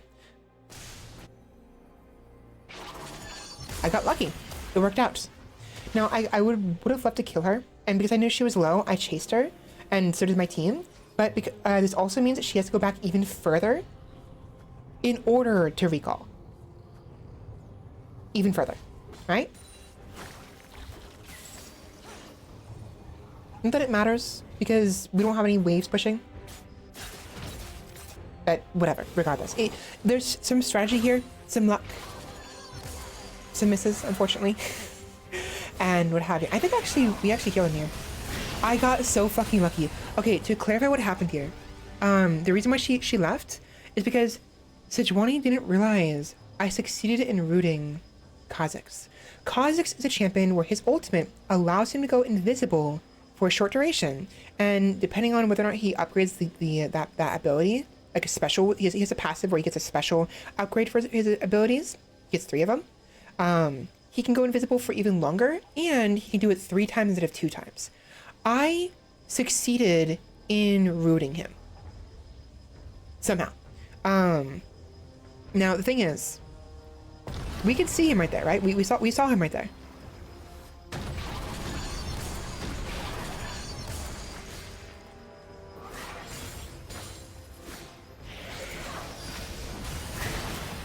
We can see him there. That weird aura he has is him being invisible and him taking damage while invisible, right? We can see him because of the replay.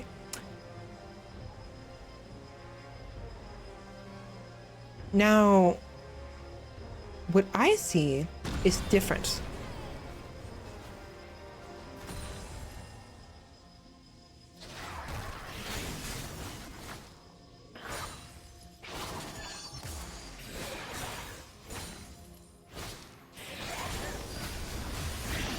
That is what I see right there. As a player, I'm very versed in this game. I know how certain abilities work. If you are invisible and you take damage, and the damage does not remove your invisibility, because some champions actually do have that. Timo, for instance, can go invisible when he's staying still for a short duration, or when he's in a bush for long enough time. And if you do damage to him, it won't break his invisibility. But if you have any abilities that disrupt him, like they knock him around, make him jump, or they stun him, whatever. So Vi and or Lux Q, if they root him or stun him, it'll reveal him. Kha'Zix is different. Kha'Zix and Twitch, both of them have invisibilities where the invisibility will not get interrupted, and will go the full course unless they themselves deactivate the invisibility. Kha'Zix can't deactivate his invisibility, Twitch can, but my point stands. This is what I saw. I knew from this, the moment, immediately, within a half second, even like a quarter of a second registration of spell contact, I knew I had him locked down. So even though Sejuani here, right? She thinks he's invisible and runs. I know he didn't run. And so I I make sure the E's right here, and I wait for him. So I got really lucky there. That was a really lucky Q. To be fair, Sejuani knocking him around helped me secure the Q. Which was super nice. But she thought he kept running. She thought I missed. Or didn't even think about that, actually. So there's definitely different behaviors. You can definitely see here. I knew I hit him. She had no idea. So she runs up here, thinking he's over here. I'm smart. Praise me. I'm smart.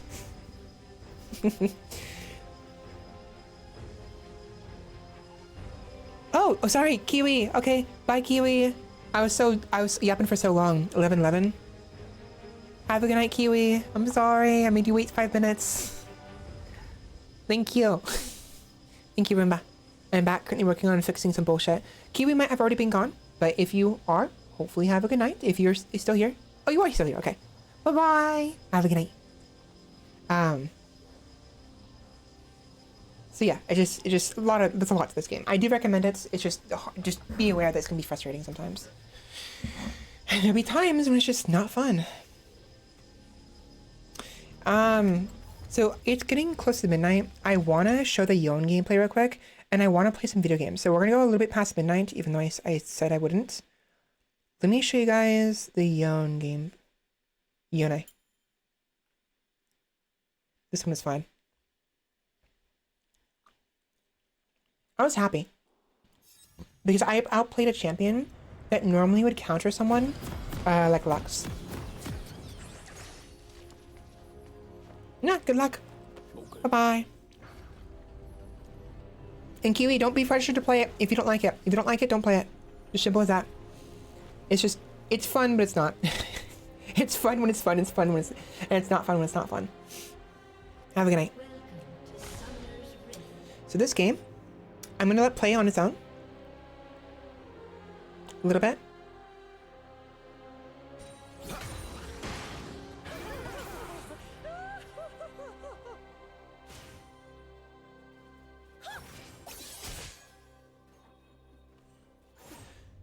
Look at this. Look how insane this. Look how freaking aggressive I am.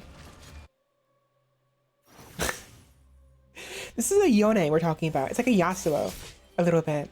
But I know he doesn't have anything but his Q, and he doesn't have a shield. He doesn't have his little dash ability where he can like dash back to his shadow or whatever.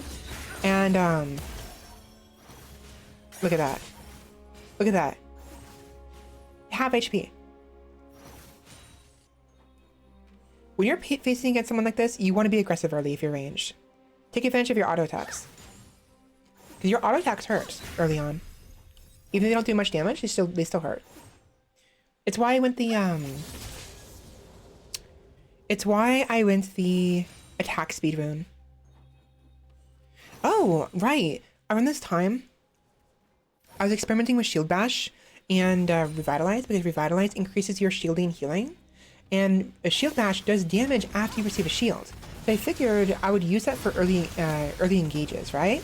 Because if I'm autoing them over and over again, then the Shield Bash will come in handy. Shield myself, protect myself against their damage, and deal damage to them in turn. It was kind of useful, but quote, emphasis on kind of useful. And I get really good at these binds sometimes. I'm surprisingly good at hitting these. There's so many times. Look at that. Oh my gosh, look at that. It's nothing much, and it's still early on before boots.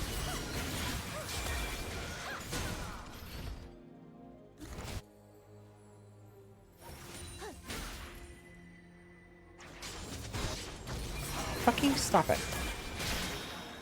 I freaking... You know what? Fuck it. Manual. I don't care. Fuck off. Just watch. The movement speed is coming in handy, honestly.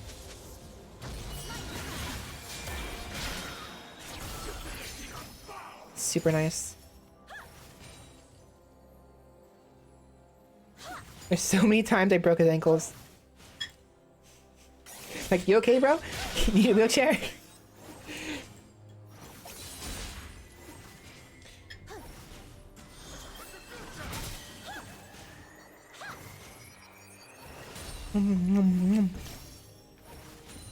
My pizza got cold, but it's still yummy.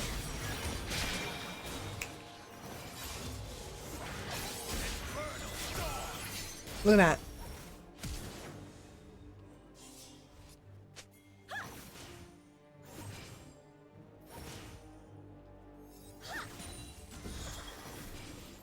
I still have flash. I could have flash for him, but I wouldn't have been able to kill him. My Q wasn't up yet.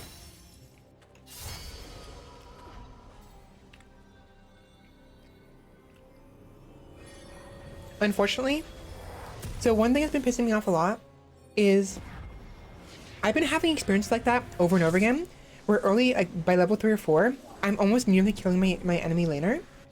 And yet despite that, I either can't kill them or I can't do it fast enough, right?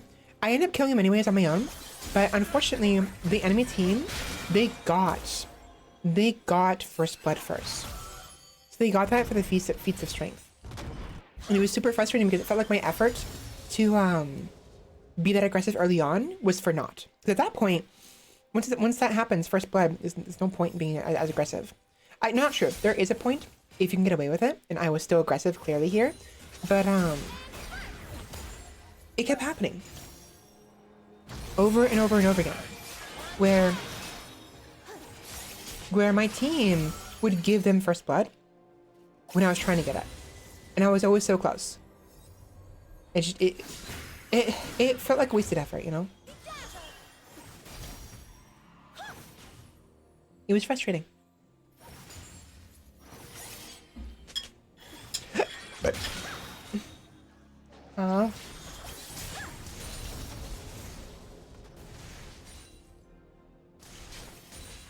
nom nom nom. Me going for some reason made me think of the word Alonze. It's a funny word. I don't know what it means. I was low on mana, and so I wanted it back.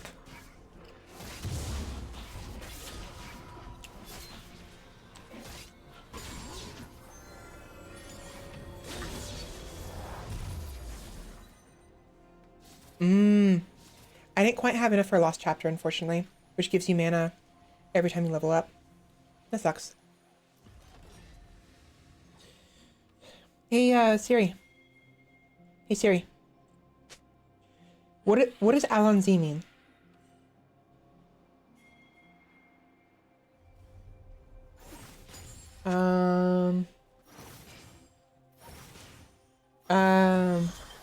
No, so, hey, Siri. Hey, Siri. What does Alonze mean? Oh. No. You know, I'm gonna type it manually. Thank you, Siri.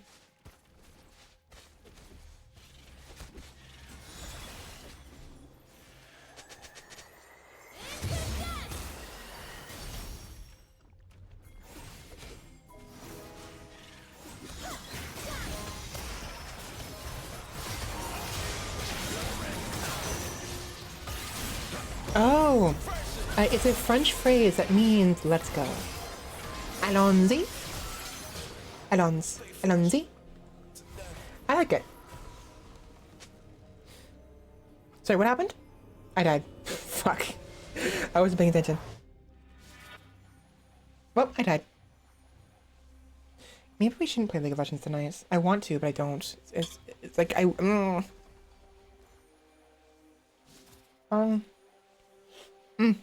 yeah, ran from my face.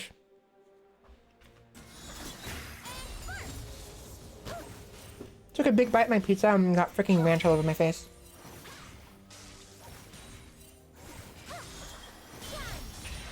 There we go.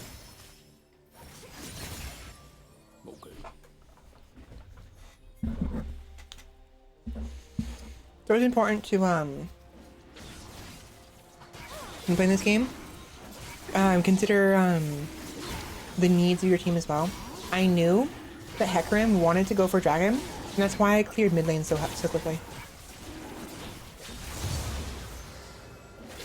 Instead of going back mid lane like I could have, I noticed that Senna and Brand were pretty far up, so I tried to go in for a kill. Thankfully I was able to get Sona, But I wasn't able to actually get a brand, unfortunately. That Q would have hit her. If she hadn't flashed, she would have gotten hit. Now, with this, Yone pushed my wave up, and the wave up, and so I lose some minions this way, unfortunately.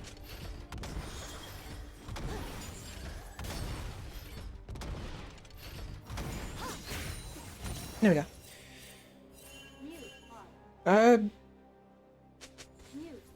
Whatever.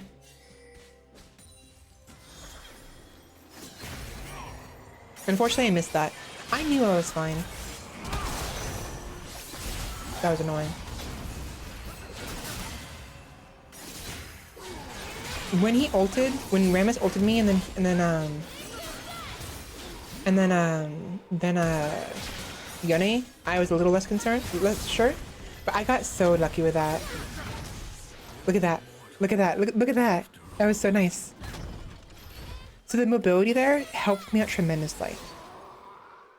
I knew he would try to Q me after the binding was over, and so I moved up this way and succeeded in killing him.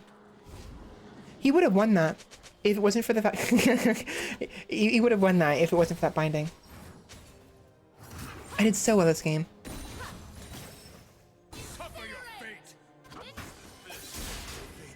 What the fuck is happening here? What is happening here? Where is Yone coming from? What is this?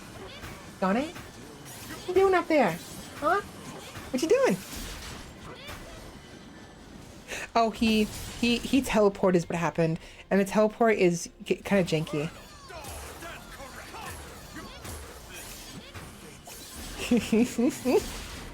That's so silly. That is so silly. So if you're in the replay and you click on the wrong spot after a teleport, it just has him like floating above the world.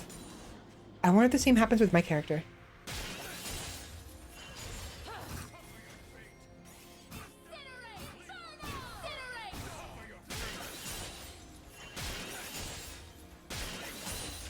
I just appear.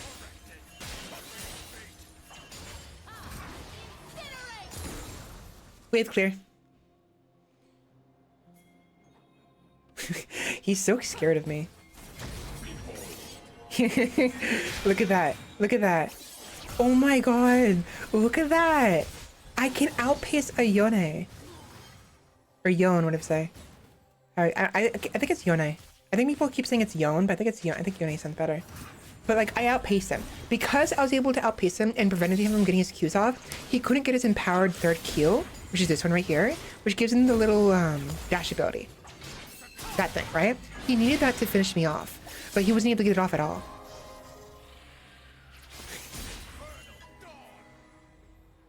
I mean, sure, I missed my Q. It doesn't freaking matter. I mean.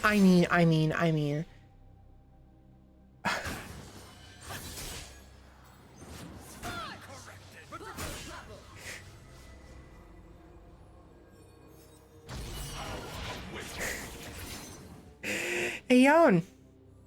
Are your ankles okay? Do you want me to get you a chair? A wheelchair? I think you might need it. It gets worse. Worse for him later on. He was so scared this game. Oh my gosh.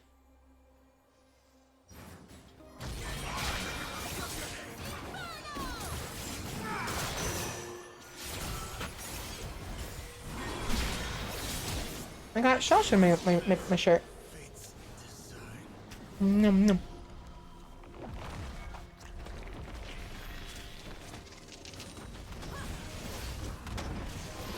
I was wondering why the camera wasn't moving. I was like, oh right, he's dead. Agua.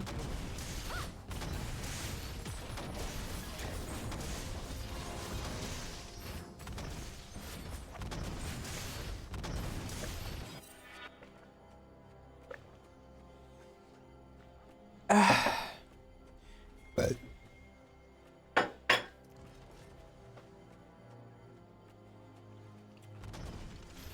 where? Hold on. I'm really good at these hits. I mean, there are times when I'm not very good at it, but like I try to predict where they're gonna go, Because my instinct is I know that they know I'm gonna use an ability, and so I expect them to move one to the side. It's really annoying because sometimes people just go straight, and you'll try to predict where they're gonna go, and they'll shoot to their side, thinking they're gonna see the spell go out, and then they will instinctually move to the side, and they don't, and it's like, oh great, I just missed for no reason. So it can be very annoying sometimes.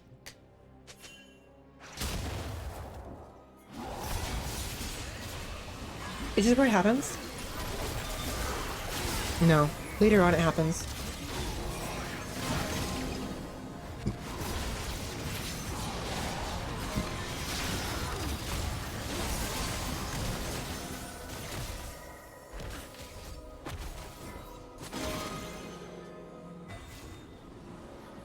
Oh, right. Oh, right. This was huge. Okay, so during this entire fight, right? I knew there was a fight going on. I figured they'd be fine, and I wanted to get the farm. But then I noticed that they weren't doing as well as I thought they were, so I immediately started turning towards my team, right? Now, at this point, I'm over here, and they're over here, right? My team knows I'm on the way, and I think they go in as a result. The time it would take me to go around here to get here and then throw my abilities out would take too much time, and I knew this. So instead of going around here or here, I went into the dragon pit. Because my abilities can reach right here just fine. Watch this.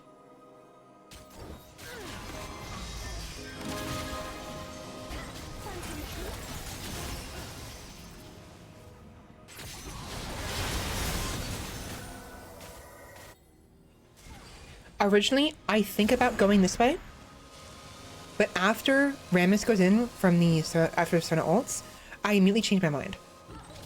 See?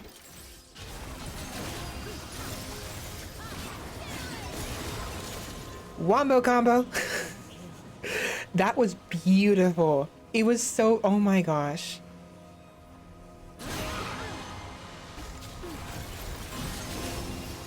Goodbye. Kaboom! That was so nice. So being aware of your surroundings, being aware of I emoted. That's my master emote. Being aware of your surroundings, being aware of how the game works and your abilities goes a long way. I could have gone around. I could have gone over here and been right here and queued them anyways. They would have seen me, however. And more importantly, it would take me too long to go around the rock here to reach my team in the fight right here. So it's fine. Just go right here. Easier. Also, the attack speed is super nice for sieging down turrets solo. Because normally, Lux has a very slow attack speed. But with the attack speed rune, even though it's only 10%, I attack so quickly. Like, I'm surprised. I don't know why. It just feels like so different. And I've actually considered going attack speed items. Nice, we got first turret.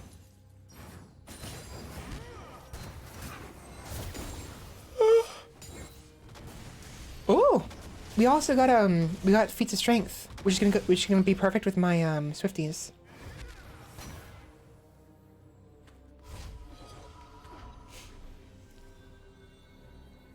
I'm being cocky doing that right there. I'm just like, you're not a threat. I'm gonna recall right here. It's also a bait to try to nice. Okay, that was intentional. At first I thought it was accidental, but if you watch this, I not only throw my Q, I also throw out my E. Actually, no. It may have been unintentional. Because I only throw out the E after I see that the Q is gonna hit. Like a half second before it hits. Quarter a second. Right there. The moment it hits, I then throw the E out. So no, it wasn't intentional. I don't know. It may have been. There have been many times it was intentional.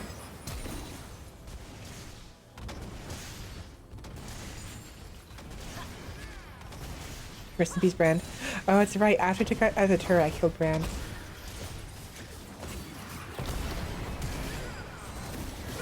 I knew he would try to do that. He would have won. He would have killed me there. He would have survived if not for my flash. That's how important flash can be. Like if you have flash and your enemy team, your enemy laner does not, or anyone else who you're fighting does not, it can give you a huge outplay. Most of the times people use flash to get away. They'll flash and then keep running and go home, back to their base, or they'll use it to engage on the enemies. But you can use it in the middle of a fight to, instead of engaging on somebody or running away, to simply give you a little bit more of an edge, a slight edge, dodge and ability, like you saw there, to get the upper hand. Flash is just to give an ability to not have. There's been many times when I will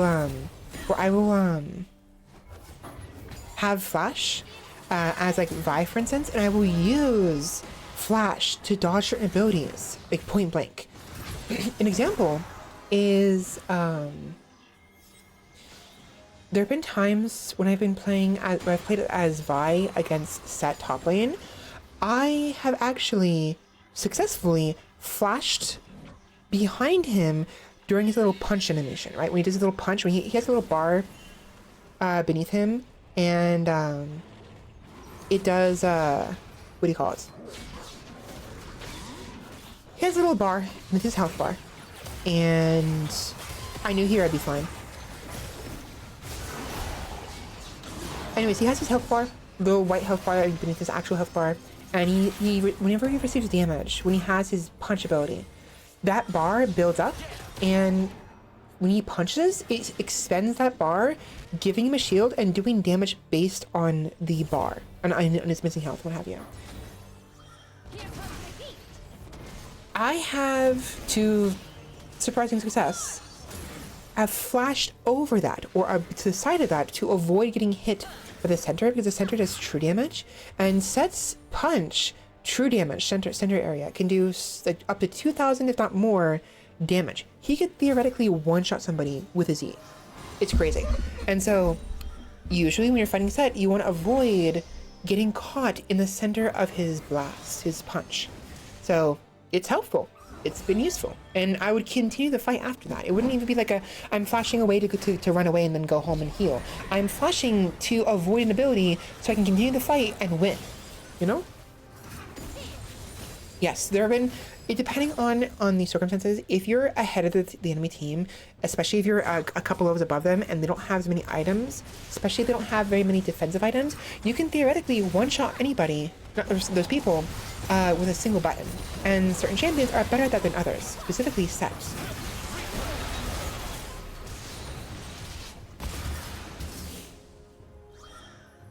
It really depends on what champion you're playing, what build you're using, what build, how many items you have, how far ahead of you, how squishy the enemy team is, and whether or not they've built defenses. If they build magic resist for magic damage, you're not going to be able to one-shot them anymore, and vice versa for armor and physical damage, but it really depends on it depends. It depends.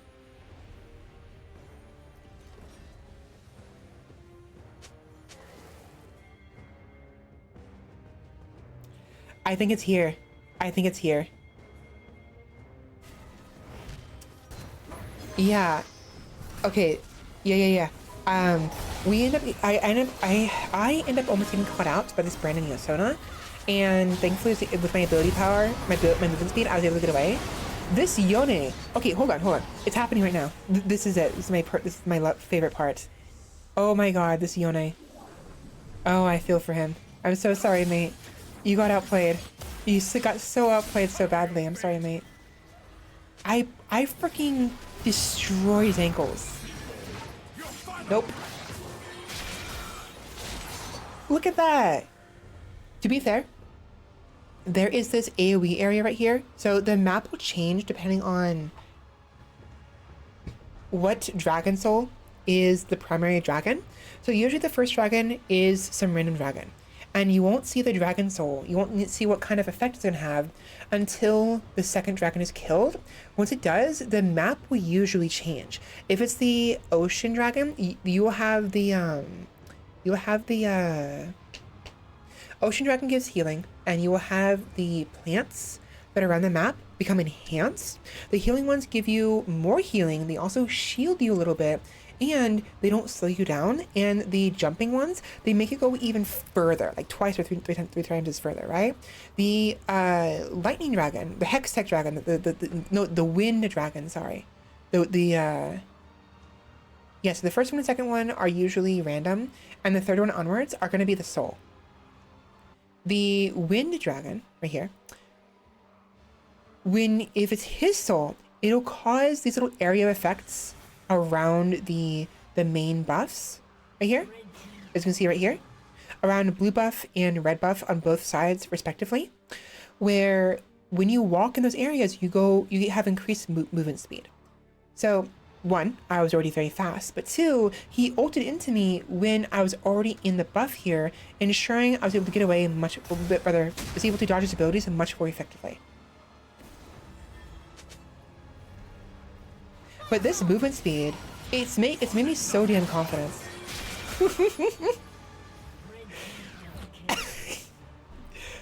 510 movement speed compared to, well, he's been slowed, but Yon's 390. He needs prosthetics after this.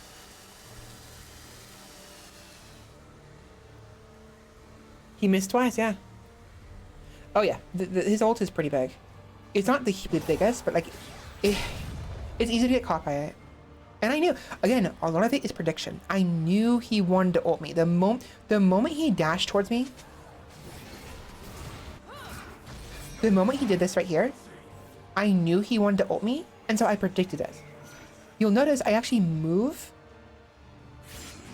before... Actually, no, I don't. I do move towards here. So it's more reactionary, but I knew he was going to ult me. And so I was trying to prepare for that. I didn't know what direction he was going to, and that's why I kept going this way, so that way he would try to ult over here instead of ult over here. Because if I moved over here first, he might see that in a half second before he hits the button, and ult over here instead and catch me. It's instinct. You get a feel for this game the more you play it.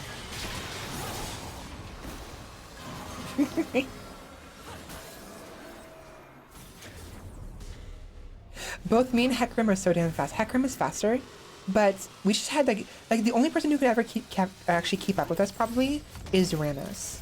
I think he's the only one on their team who can maybe catch up to us. Yone, if he could actually hit a spell, which clearly he can't.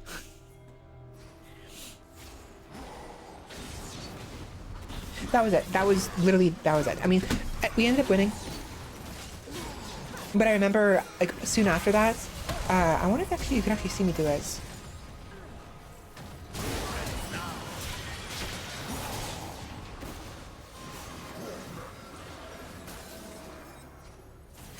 At some point, I stopped moving to type.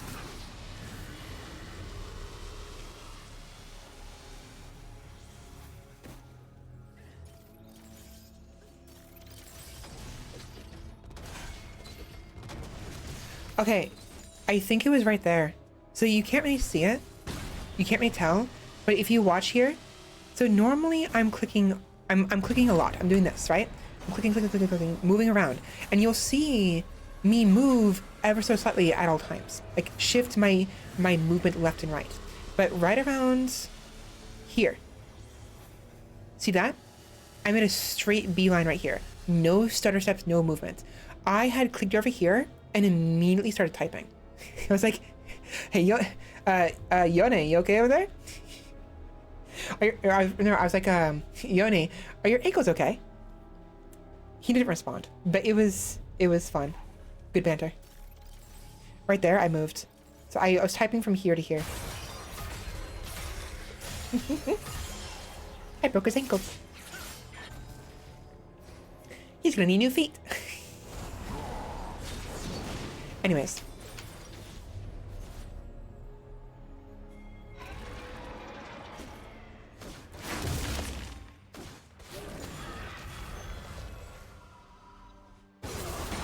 Ah.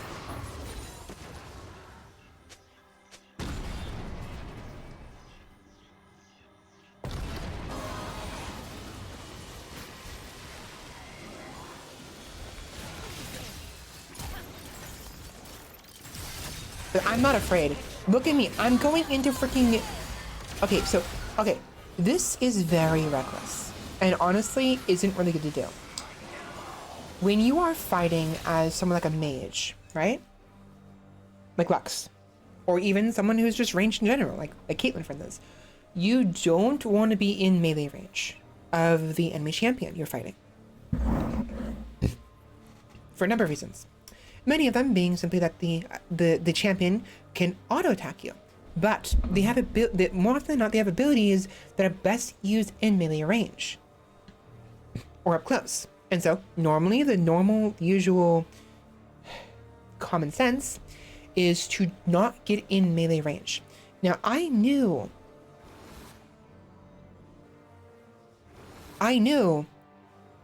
Rammus was alone. Right? Because their team had just bailed. And... Watch.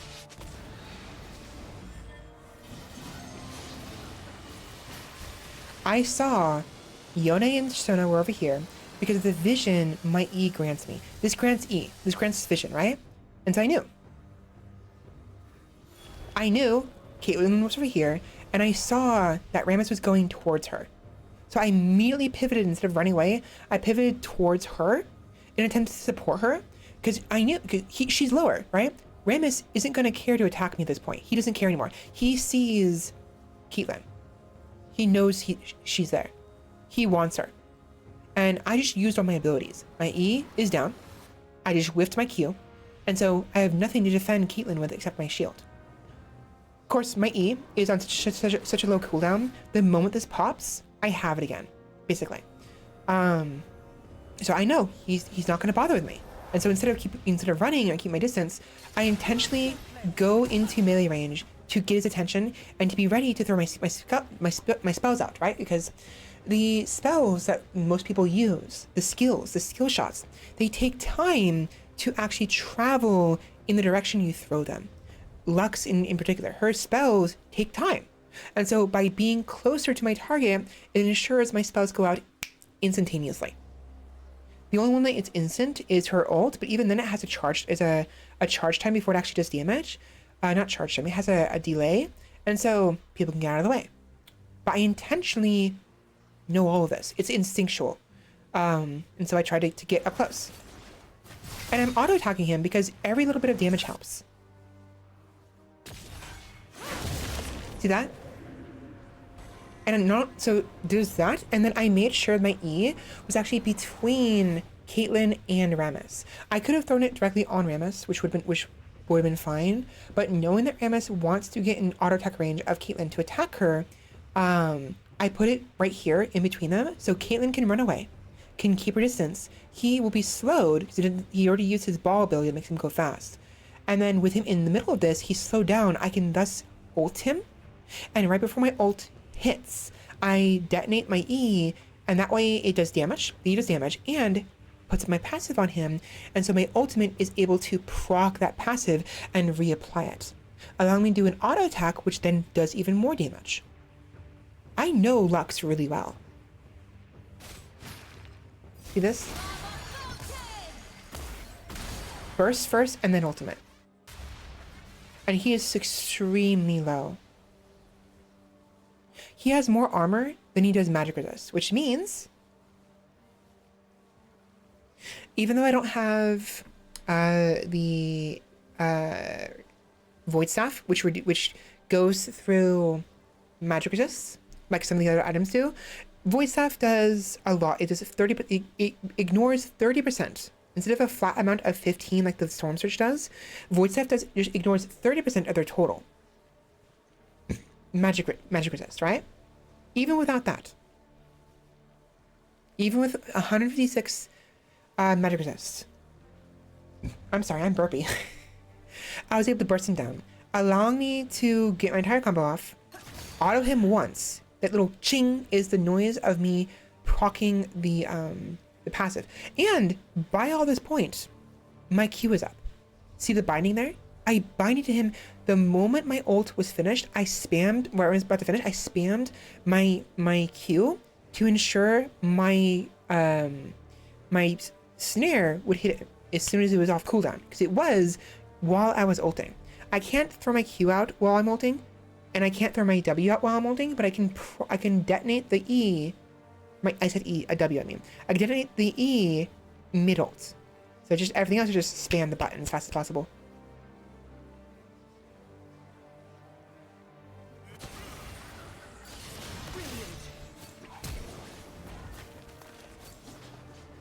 Look at this. That was a really good trap on Caitlyn's end because she hit it and he taunted her, but the act of taunting her forced him to stay still long enough for the trap to activate, causing him to be stuck in place.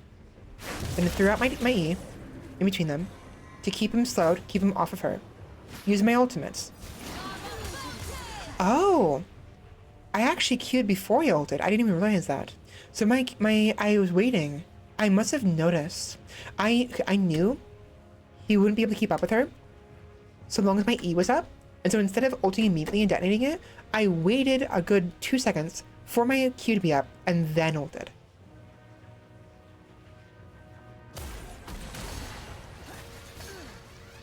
The punching is me activating with my auto attack. Bam. That went really well. And again, I wasn't scared of Rammus whatsoever. Because the way Rammus works, right? He is an armadillo, and he can roll into a ball, move really quick. Sonic, he's like Sonic, right? Except he has a very spiky shell. Extremely spiky. His abilities constitute with the little E, or his Q, his little ball form, which makes him go increasingly faster. He has this ability where he can taunt somebody, which forces them to attack him. And it also displaces them, which activates his rune, which is this one, Aftershock. And what Aftershock does is it increases the resistances of the person who has Aftershock whenever they immobilize a champion. Immobilizations count, what counts as immobilization is stunning them, rooting them, knocking them up, any of those. And the reason why they specify immobilization is because slows do not count. If you slow somebody, you can't proc this. Now, Rammus has technically three abilities that can actually proc the Aftershock. His Q, his rolling ability, it's not just for mobility. If he comes into contact with somebody while he's rolling before it expires, he does damage. And knocks them back a little bit, which again, activates Aftershock. So both the Q and the taunt activate it, and it not only does damage at the end of the channel, while it is active, it increases the specified champion's resistances by this amount. 35 flat amount, depending on what level you are, of course. Lower levels, it'll be less amount, but plus 80% of your bonus armor in magic resist. What that means is it increases your resistances. That's very important for certain champions. In general, it's nice to have because it means you're going to survive fights. You know, if you activate this, you'll be able to survive bursts because you're very resistant to damage for 2.5 seconds. For Rammus, it's a big deal. Rammus has his W, which is this ability right here. Right there. He puts around him an aura that not only increases his armor even further. Look how much armor he has. When before the fight properly started, before he ran into Caitlyn,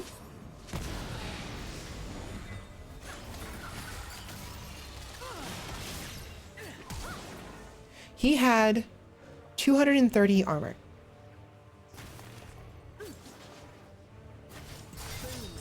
Aftershock brought that up to 360, and his W brought it up to 582. That's one thing. So his W increases his armor, not both armor magic resist, only his armor.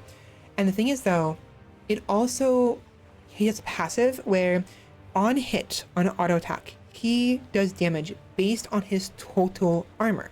The more armor he has, the more damage his auto attackers do. His W, when he bundles up like this, when it increases his armor, it also causes anyone who auto attacks him physical, straight attacks, like Caitlyn's doing here, they receive damage in turn. It's reflected back at them. There's also an item that does the same thing, and I'm pretty sure you built it. Yes, Thornmail. When struck by an attack, an auto attack, deal 64 magic damage based on your, your armor. 20 plus 10% bonus armor. In this case, magic damage to the attacker, and apply 40% wounds for 3 seconds if they are a champion. Wounds is grievous wounds, and it reduces the healing of the targets by 40%, which means they only heal half as effectively, basically. So this is built into his champion, and it's even better than Thornmail. It's like 20 or 30%, I think. In fact, it's right here. I'm dumb. Rammus' attacks deal an additional 10 plus 10% of your bonus, 10 plus 10% of his total armor in magic damage.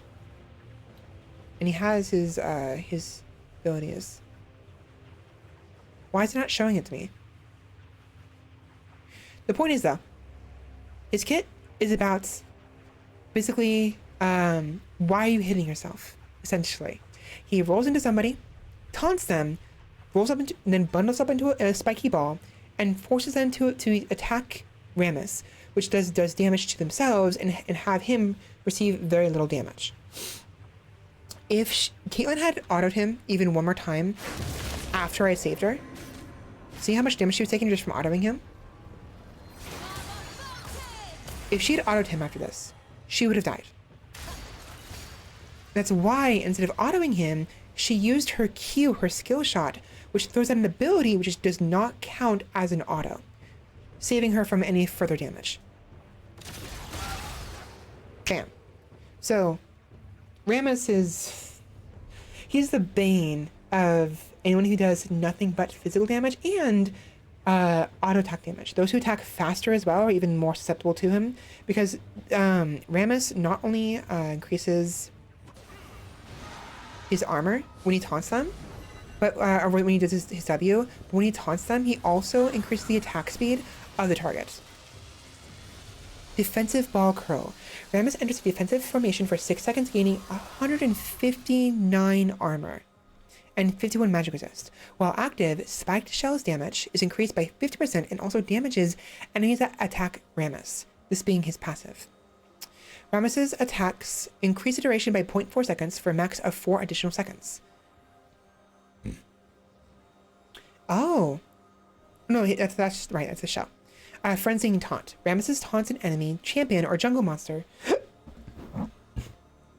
for 1.6 seconds, maximum of 2 seconds at rank 5, and gains 30% attack speed for 1.6 seconds. Oh, he gains the attack speed. Okay. I always thought it was they get the attack speed.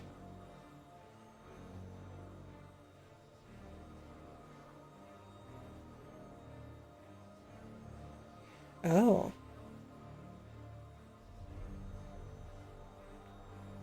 Yeah. And then in Powerball, Rammus curls into a ball, gaining 34%, depending on level. Movement speed accelerating up to 205%, again based on level. Movement speed over 6 seconds, meaning at first he only gets 39% at max rank, or at max level. And over the course of those 6 seconds, he increases his speed more and more and more until he gets the maximum 235. Rammus stops after colliding with an enemy, dealing 200, which is 200 base plus 100% of his total magic damage, AP rather, in magic damage.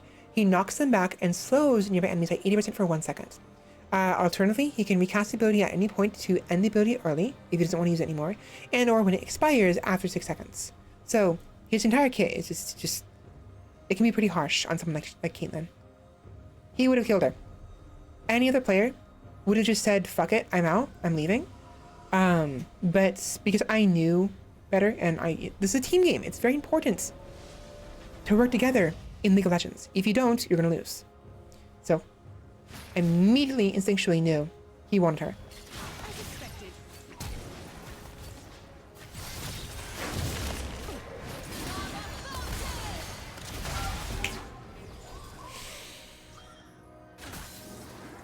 Ugh, I'm tired. I wanted to play League of Legends, but it's a little late.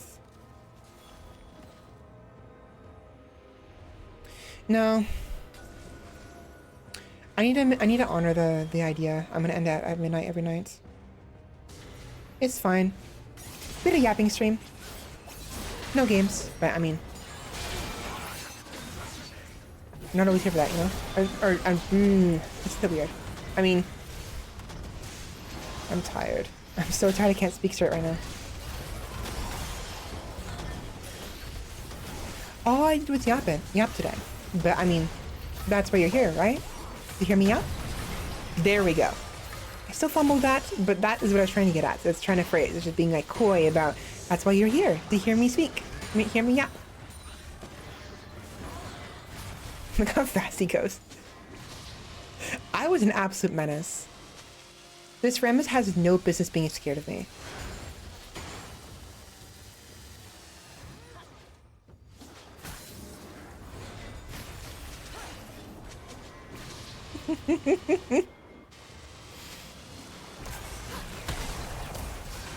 I think I die here. Oh no, that's our... Right, that's Echo was my teammate. I thought it was an enemy teammate. Echo saved me there. So the reason I survived that is because of my Cosmic Drive. The extra 350 HP actually saved me there. I had, at the end of this, I had 100, almost 200 HP. I healed a little bit from Nami, but before she healed me, 200 HP. That literally saved my life. That, and also, I still had Doran's Ring. Goes to show how important even a little bit of HP can be.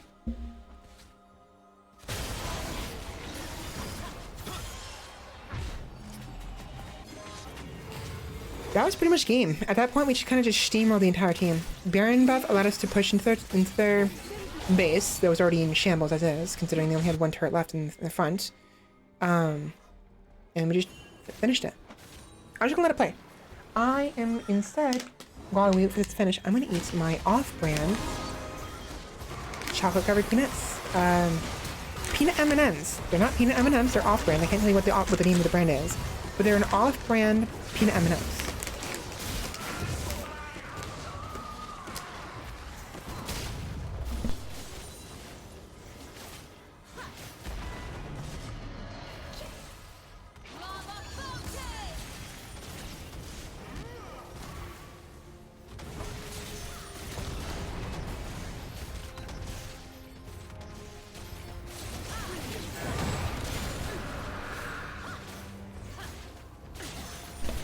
Sibling came in to ask me with the Brita filter.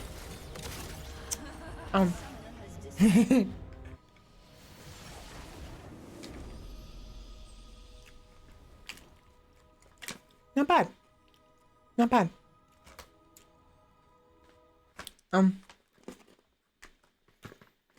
Anyways. Fun. Look at this. Game after game after game after game after game after game after game after game. Lux, Lux, Lux, Lux, Lux, Lux, Vi, Lux, Lux, Lux, Lux, Lux, Lux, Lux, Caitlyn, Lux. I did surprisingly well as Caitlyn. I don't like playing ADC, but we did really well. I was super aggressive, and this Ivern was all for it. He had his little root ability, and also because Caitlyn has that her passive where she gets headshots after every 7 auto attacks. The 8th one is a headshot, but she actually makes it go by faster if she's in a bush. Her passive basically it's where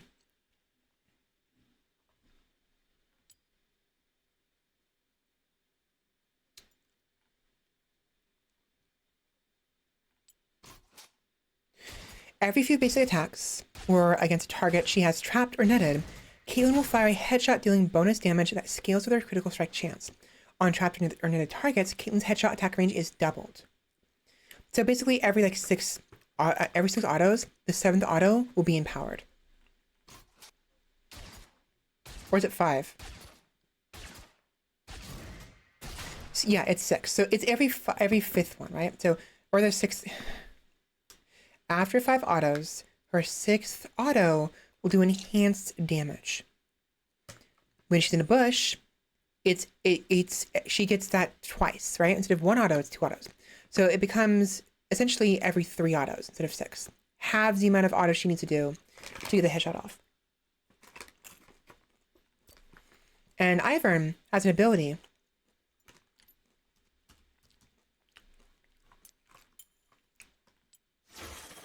where he can put down brush, and that counts. So it's a really good combination. It went really well. We still lost. And like usual, I don't know how to take advantage of any, advantage I have, any leads. And so by mid or late game, I start to fall off because I don't know what to do with my money, my kills, you know? It's kind of frustrating. I start to fumble, you know? Yeah, these are decent.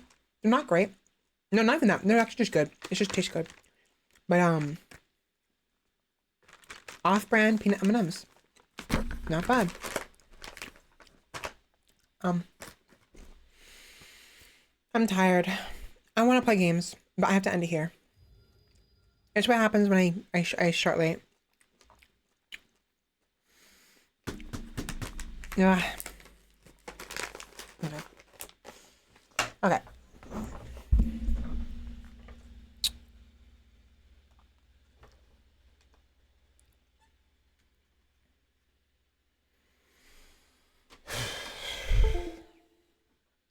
Yeah.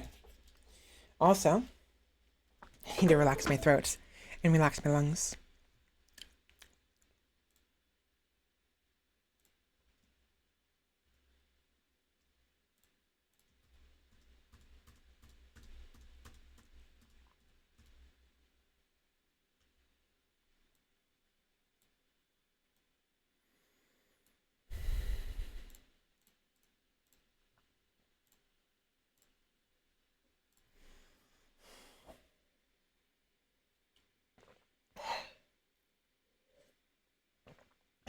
So I need more water.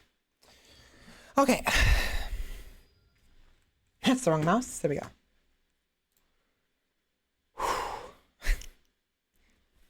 With that, we are done. Thank you all so much for watching, everybody. Hopefully you had a good time. All we did was talk today. We didn't play any video games, unfortunately. As much as I would love to play some games with you and go a little bit further than midnight, it's midnight. I need some rest. And the longer I stream, and depending on what I'm doing, I'll get louder. It's midnight. My family needs the rest. Don't want to be loud.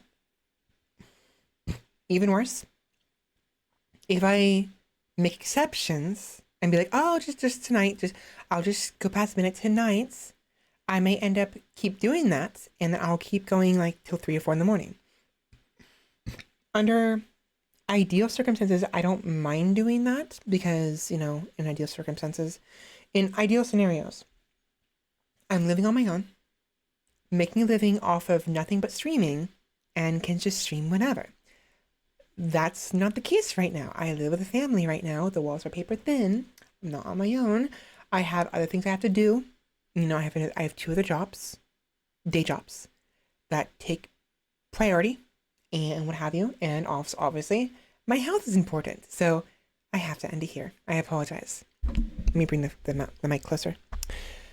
Anyways, thank you all so much for joining, everybody. Thank you, Vimba. I think you might already be in bed right now. I don't know if you're here right now, but if you are, good night. If you aren't, I'll say hi next time. Thank you again for joining me, Kiwi. You're already gone, but thank you. Thank you, Dreadgear, for joining, for new follower. Thank you, I Poop A Lot 20. Welcome in, pal. I'm gonna call you pal for the PAL in your name. I'm gonna call you Pallet. Pallet. Thank you for joining. Let me know if you don't like me saying your name like that, if you ever see this in the future. I don't mean, I'm being silly. I'll call you Poop if I have to. I don't know. Thank you, Phantom Maria. Phantomaria. It's Phantomaria. They specified it. I'm just being silly. Thank you, thank you. I think someone else was here as well. I don't remember. No, it was Kiwi. It was Kiwi and Roomba. And then I think the next person was Phantom. Yeah, Fanta. My throat hurts. Thank you for joining me, Lurkers. Or thank you for watching, Lurkers. No, have a good night. I forgot my outro. Have a good night, Rimba. Have a good night, Kiwi. Thank you for joining me. Thank you for joining, Lurkers. Have a good night. Thank you for watching. Thank you. What I say is I say thank you, Lurkers. Thank you, viewers. Right, okay. I don't specify if it's watching or joining. So thank you, Rimba. Thank you, Kiwi. Thank you, Phantomaria. Thank you, I Poop a Lot. 20. Thank you, Dread Gear. Thank you, Lurkers. Thank you, viewers. And I will see you all next time, which will be today, technically. Saturday, ideally. I'm gonna try to get some rest. Talk to you later. Bye. Bye-bye.